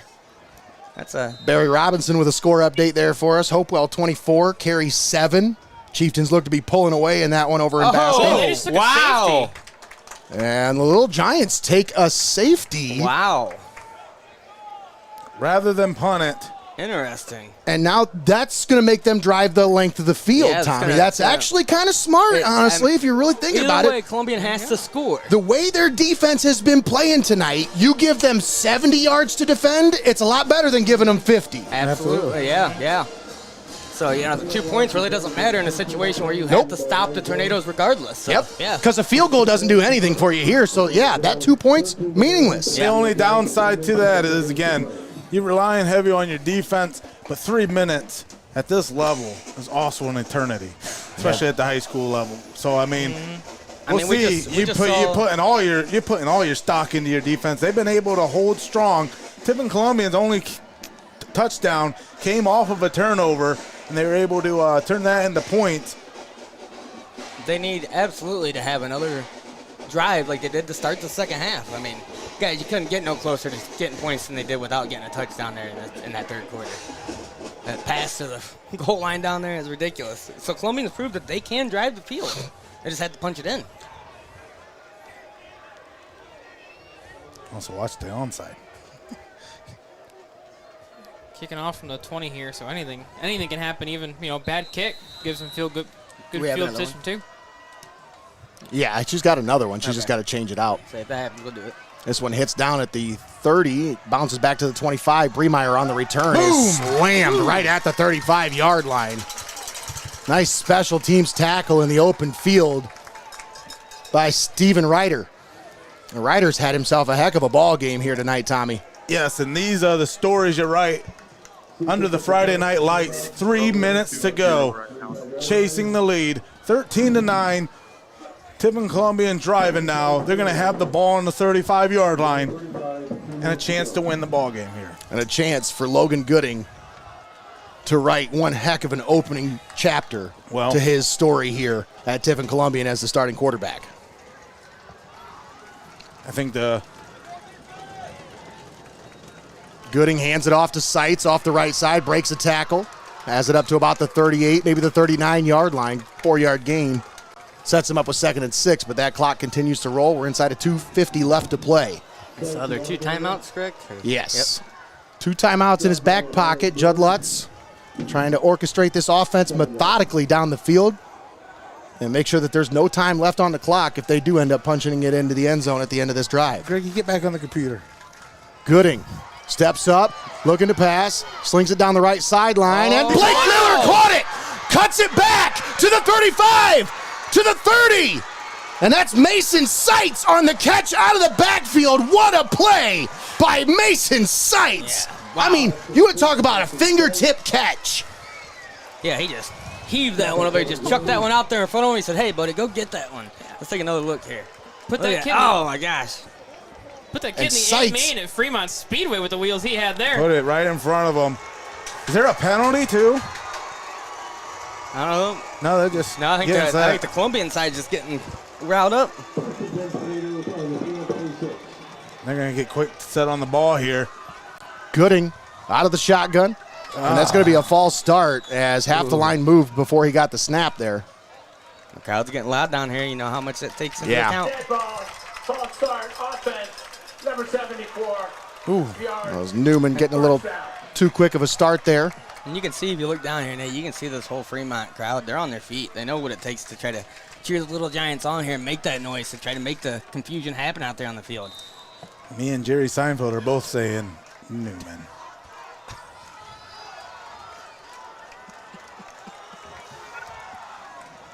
Under 2 minutes. 3 receivers set, shotgun formation. Gooding slings it right side, has it complete to Deshaun Russell. They pick up some of those yards back, and they get it up to the 23-yard line. So it sets them up with a 2nd down and about 7 yards to go. But down to 1:40 left to play in the ball game. The Tornadoes, they don't have to have a sense of urgency here, but they do have to have a sense of importance here because this is very important they get this ball in the end zone. Gooding takes the low snap, looking, slings it down the right sideline. And Russell tried to fight through the coverage to come back for it, but excellent play in coverage there by Kevin Jones, the junior defensive back. Just like that, brings up a 3rd and 7. And Russell's going to have to roll off the field, and he's dealing with some more cramping issues here. Game 1, you're going to have a lot of that. Here you go. 3rd and 7. And a timeout called on the field, I believe. Who took the timeout here? I haven't seen it yet. Brendan, did you see who called that timeout? Honestly, I'm right there with you. I'm trying to figure out who did call that timeout. And I don't think any timeouts come off the board. Yeah, I haven't seen them take a timeout off the board yet, so I don't know who they took it off. I think it was Fremont. Yeah, it must have been Fremont took the timeout here. So want to make sure they got all their ducks in a row for this 3rd and 7 coming up here. With 1:23 left to play here in the ball game. This is big time right here. Obviously 4-down territory, but this timeout brought to you by Joe Bayliff's Route 30 Harley-Davidson. Didn't Fremont just take a timeout after they threw an incomplete pass? Because we talked about how Columbian had a free timeout and they wouldn't be the ones that called the timeout. Yeah. So how do they have 2 left still if they've taken 2? I don't know. Good question. You gotta Here remember, we go, Nate. on the Crowd road. typing up both sides. Tiffin Everybody on their Columbian feet. Facing a huge 3rd down. The Tornadoes come out in 4 wide. Gooding in the shotgun brings a man in motion. That's Dalen Brandeberry. Oh, my And we got a false start. Or no, offsides. Offsides, yeah. I thought on I the saw his hands. defense. I was gonna say, I thought I saw his hands coming Wow. And again, And they blew that dead, Tommy. down. Yeah. oh my goodness. Getting a little too excited. And big Cole Myers. Self-inflicted wounds, the story of why Fremont Ross has allowed this Tiffin Columbian squad to hang around. Brendan, did he catch the number on that? Was that 70 or 20? I'm maneuvering around this sideline. It's getting packed now. I'm trying to figure out just how much you guys It are. wasn't enough to Enjoy it. convert. 3rd and 3. Seitz takes the handoff. He stopped. Barely gets Wow. back to the line of scrimmage, and we got 4th down coming up now. And it's gut check time for both teams. 1:10 left to play. Fist Little in the Giants standing with their backs against the wall. Defense trying to ride high. Shaking this entire press box, the whole stadium And here. they were not generous with the spotting. This is a 4th and 2 situation Yeah, now. he reached out there and reached out back too. Going crazy. Gooding takes the snap, looking, slings it into the end zone. man. Incomplete. Bremeyer was the intended receiver, and it falls to the turf incomplete. And the Little Giants will take over at their own Little fighting 18-yard line. on 4th down, and the Fremont Yeah, you Ross. talk about it there up top, Tommy. You see, it's just a little stumble there. Looked like he got his hands clear, though. Just kind of stumbled on trying to get out past him. Yeah, getting tied up, fighting on the sideline, unable to come away with it. And again, you put all your eggs in one basket. Coach Chad Long with the gamble, took the safety, put it back into the Tornadoes' hands to try to drive 70 yards. Almost gave him the first with that. Boy, they ran a Coach, lot I of thought time it was- off that clock after that play. I think it was like 55 seconds left when that play ended. Don't make me hit the replay. Handoff. Talon Brown on the carry. He's back into the game. He buries his head forward, and he's got a 1st down. And that's going to be it, folks. That's going to do it. That's it. An emphatic statement run there. Now you can get out your favorite play, the victory formation. 3rd or 2nd. And the fans starting to head for the exits here I tell you, as they're trying to beat the traffic, I guess. I don't know. Your team's winning. You should at least stick around and help celebrate the win with them, you know? this has been a heck of a game, guys. The atmosphere in this one is comparable to me playing against Tommy in NCAA or Madden. The whole time, edge of my seat, not saying a word. Because it's been that close this whole game, you know? That's one of those games. Both teams really a valiant effort here tonight, but man, I gotta take my hat off to that Fremont Ross Little Giants defense. Yeah. Their defense has just, I mean, stood tall all night long. Bend but don't break. Absolutely. Every time Tiffin came and knocking, they answered. Yeah, big time. I don't think there's anything more big time than stopping them at the goal line down Absolutely. there. That is the difference maker in this one, fellas. 100%. They had 2 of those, I think. Tiffin Columbian tried to knock for the win. And the Fremont Ross Little Giants knocked Jack back down the beanstalk. and will start off this 2025 campaign 1-0. Wow. With a 13-9 victory over the Tornadoes. Hopewell really pulling away now, 30-7 over Cary. As that was 13-7 at half. Or 12-6, actually. Did he call a timeout? Yes. He did, One final timeout left in the back pocket of Judd Lutz. He figures I can't take it into the next game, so might as well use it here. Yeah, I mean, hey, 37 seconds left in the ball game. And then, of course, we got all timeouts brought to you by Joe Bayliff's Route 30 Harley-Davidson. Walk-in timeout. Isn't that how it goes or something like that? No, it's walk-in ride out, but you can take a timeout and take a free test ride tomorrow at the dealership over in Upper Sandusky and enjoy a free taco with a test ride and a free Harley-Davidson official swag bag. Have those on hand. I mean, what's better than free tacos on the first weekend of high school football, guys? It's just, that's the icing on the cake, that perfect weekend. I don't know about better, but just as good. You can tune in this Sunday as we have another episode of Heart of Ohio Spotlight in the can and ready for you. We'll have highlights from all of our games this weekend, and we'll have some exclusive interviews with area athletes. Make sure you tune in this Sunday at 7 o'clock. Heart of Ohio Spotlight right here on the Pulse of the Buckeye State. Little Giants lining up in the shotgun, and a snap is taken. Quarterback takes a knee, and that's going to do it. Yeah, I mean, Nate, we saw a lot of media predicting big things for the Fremont Ross team this season, and they're showing everybody right here how we're going to start off. This is an emphatic way to start your season here if you're the Little Giants. And Coach Chad Long, as they start out with a big win over Tiffin Columbian, 13-9 is your final score as we head to the postgame show. Don't go anywhere, folks. We'll be back in just a little bit. We're going to step aside, take a time out, but we'll be back with our postgame show brought to you by your Legacy Federal Credit Union. We'll have our Fan of the Game segment, so make sure you submit your picture if you haven't already. Tell us how you're watching the game. And you could be our Fan of the Game brought to you by Yanich Oral Surgery and Dental Implants. And we also have our Player of the Game brought to you by Benchwarmers Restaurant and Delivery. That's all coming to you next right here on the Pulse of the Buckeye State, Heart of Ohio Sports.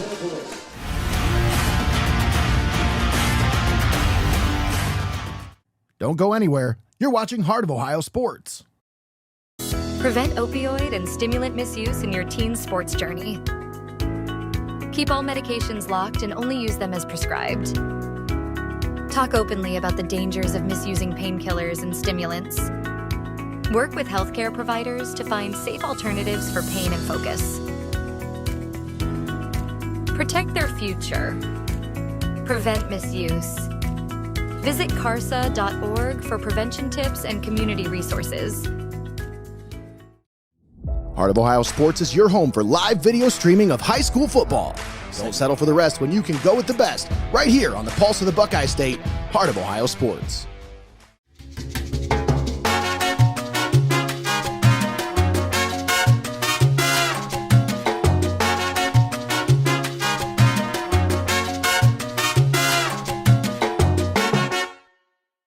It's time for high school football on Heart of Ohio Sports.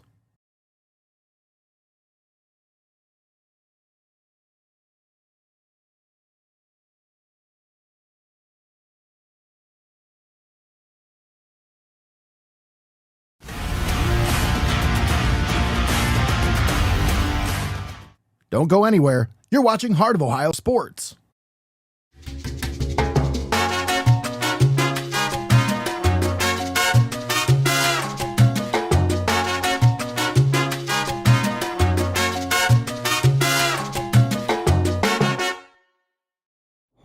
My stomach is messed up. The game's almost over. Can't you wait?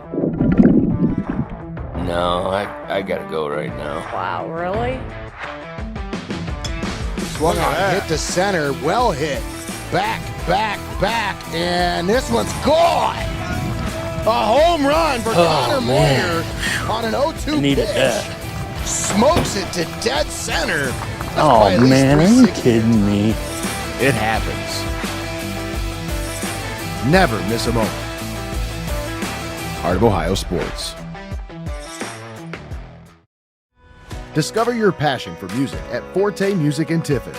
Whether you're looking for lessons, instruments, or accessories, Forte Music offers everything you need to take your sound to the next level. From beginners to experienced musicians, they've got you covered with expert guidance and top quality gear. Forte Music, where music lives. It's time for high school football on Heart of Ohio Sports.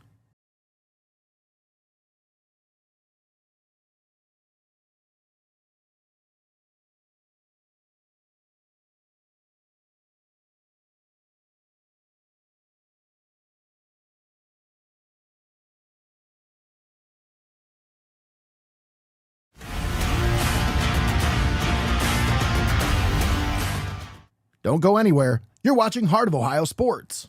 At Yanich Oral Surgery in Marion, they specialize in dental implants and advanced oral care, all in a welcoming, state-of-the-art environment. Restore your smile. Renew your confidence. Visit YanichOralSurgery.com.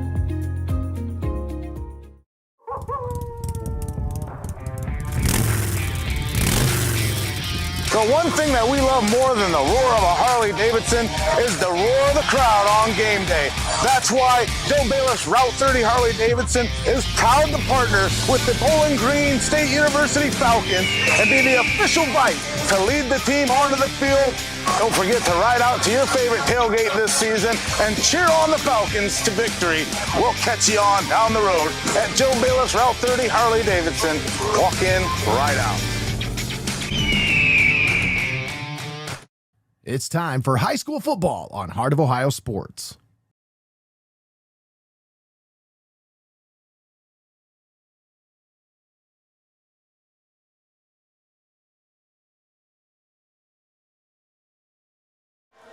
Welcome back to Don Paul Stadium here in Fremont, Ohio. We have a final.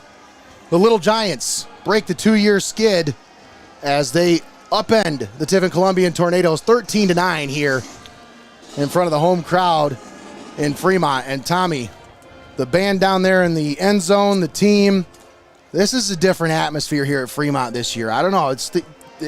Chad Long's definitely been building something over here for a while. But I feel like this season's going to be a culmination of everything he's been building for a while.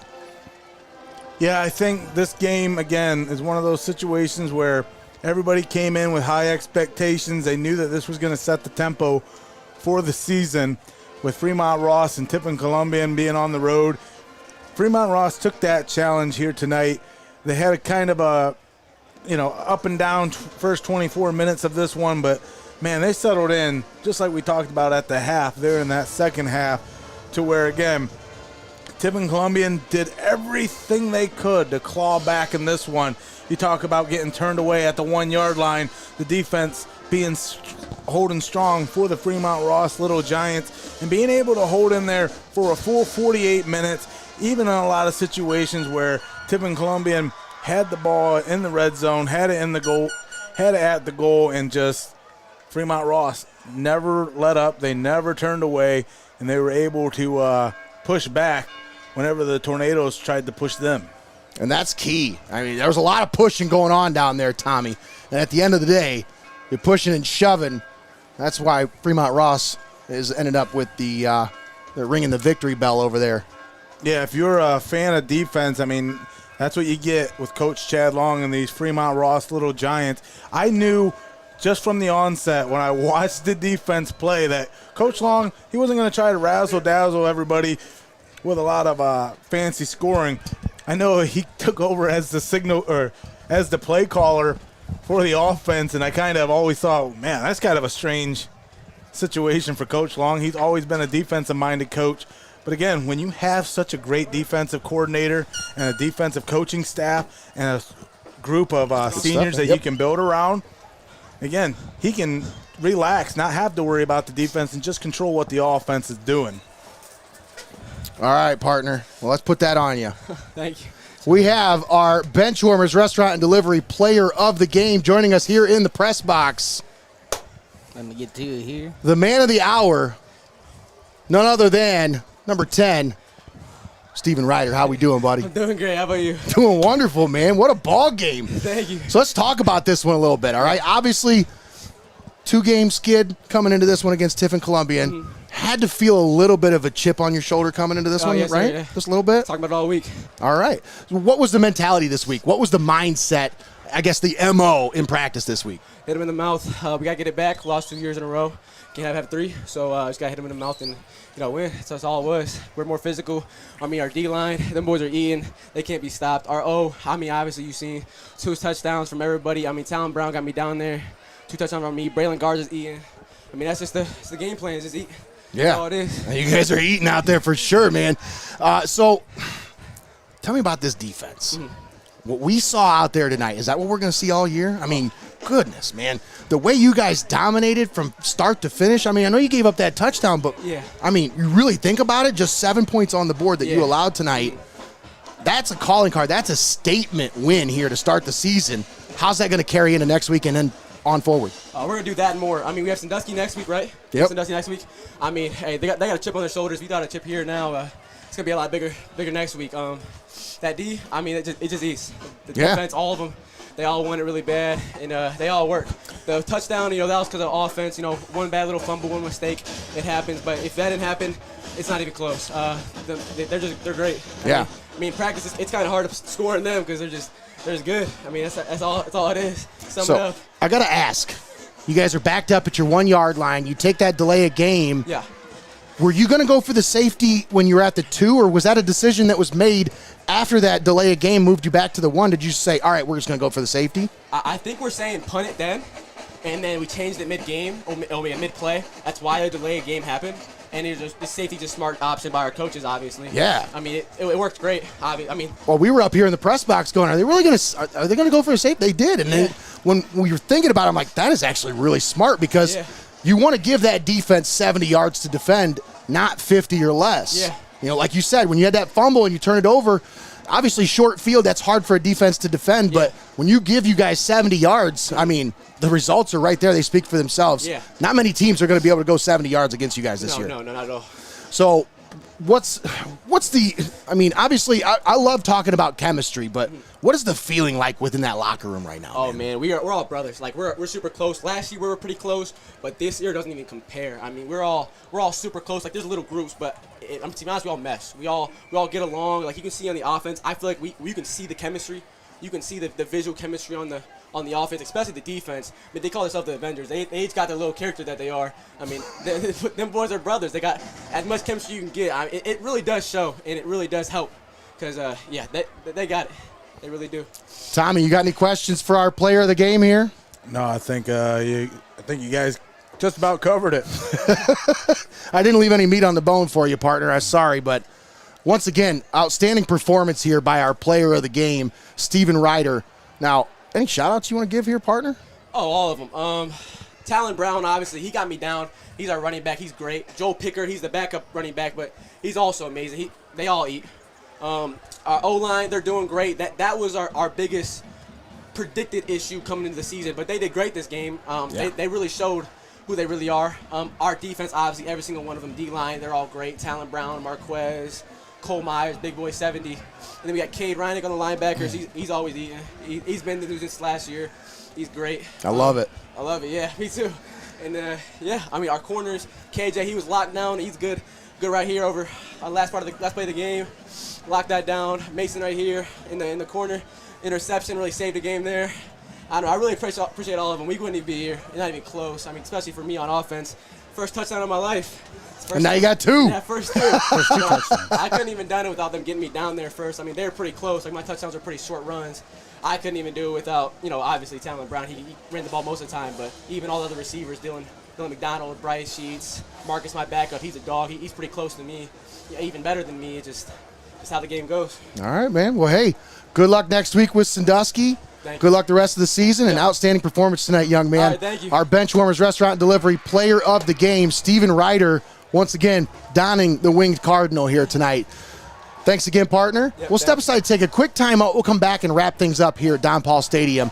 You're tuned into the postgame show brought to you by Your Legacy Federal Credit Union, and you're watching Heart of Ohio Sports. Great game.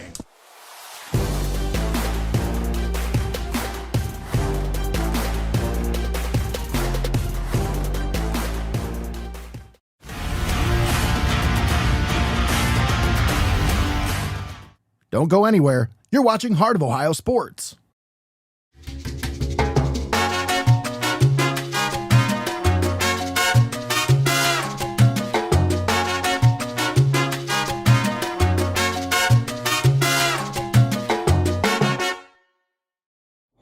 My stomach is messed up. The game's almost over. Can't you wait? No, I gotta go right now. Wow, really? Swung on, hit to center, well hit. Back, and this one's gone. A home run for Connor Moyer on an 0-2 Needed pitch. that. Smokes it to dead center. That's Oh, probably at least man, are you 360. kidding me? It happens. Never miss a moment. Heart of Ohio Sports. Discover your passion for music at Forte Music in Tiffin. Whether you're looking for lessons, instruments, or accessories, Forte Music offers everything you need to take your sound to the next level. From beginners to experienced musicians, they've got you covered with expert guidance and top quality gear. Forte Music, where music lives.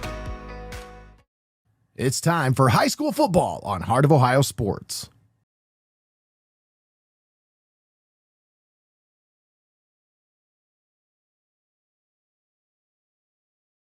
All right, folks, and we're back here at Don Paul Stadium.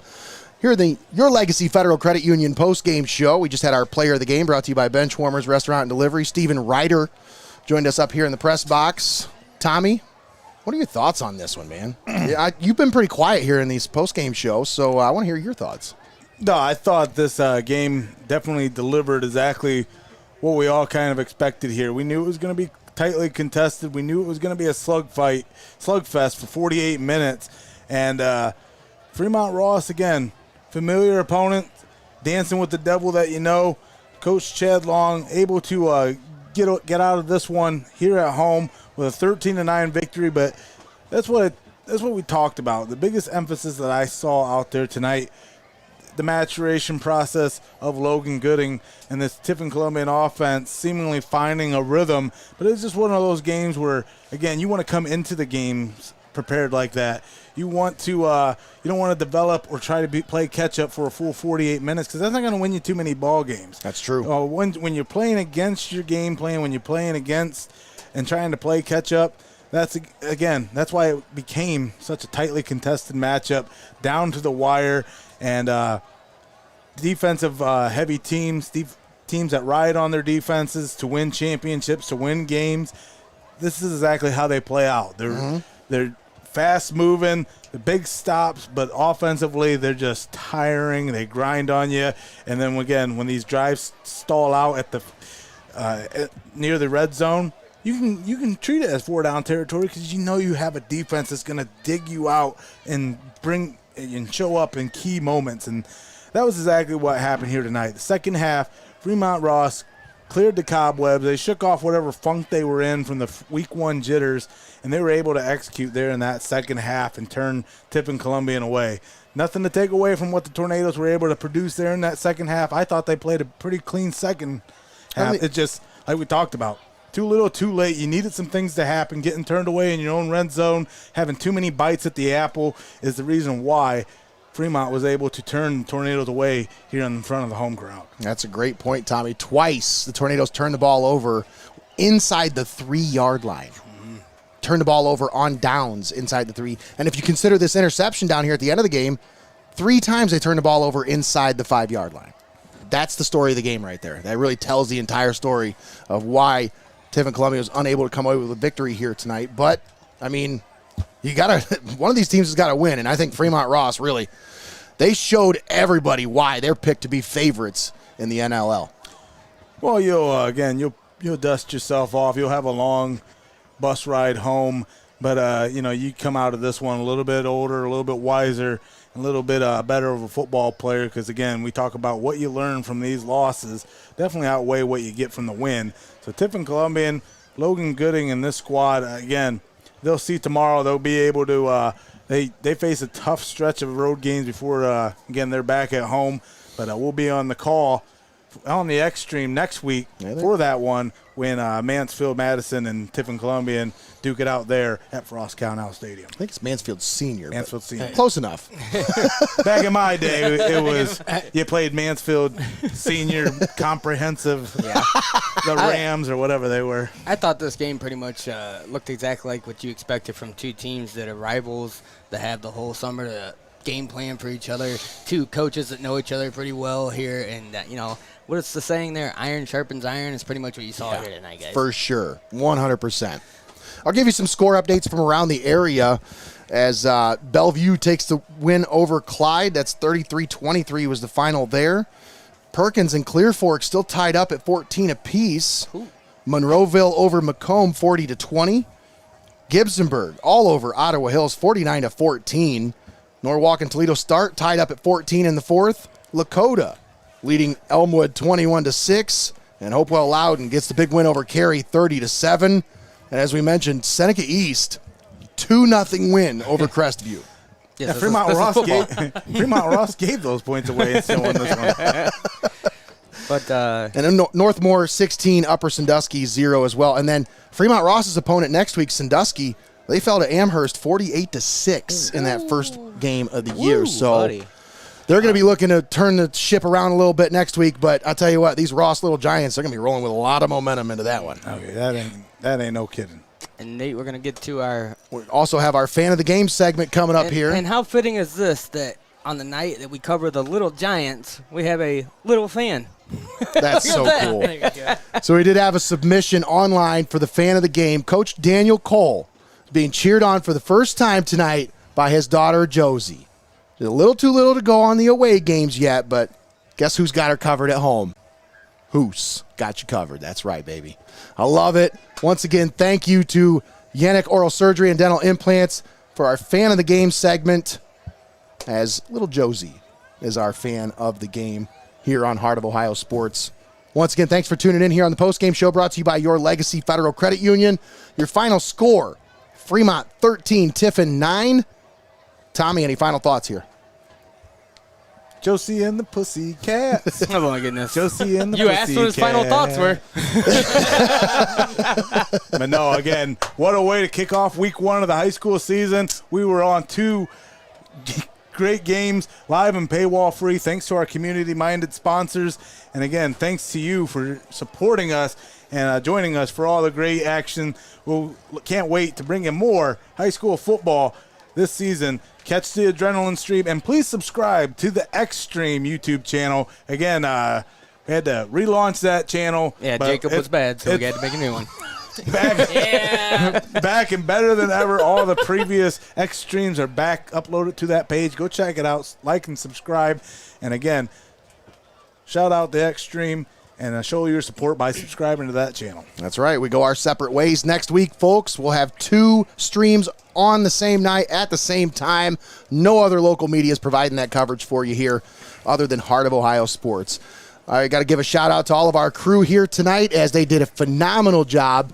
Once again, big shout out to our sideline reporters, Eric Hall and Brendan Blott. Brendan getting a little bit of time there in the second half. And boy, he really got a nice little introduction to what it's like on a sideline in a close Friday night fourth quarter ball game. That was the atmosphere for sure. For sure. Big shout out to Donnie Hannum for his job on the sideline camera, and as well as Emma Maeglin for her work on the overhead camera. Big shout out to Jacob Ellis as he'll be moving on with the Xstream next week. He'll be taking over producing duties as he's going to be the wizard for the Xstream starting next week. That's going to do it for us here tonight, folks. For Tommy Hall and Greg Kinn, I'm Nate Mullins signing off from Don Paul Stadium here in Fremont, Ohio. Once again, your final score, Fremont 13, Tiffin 9. Have a great night, everybody. I got to produce some duties.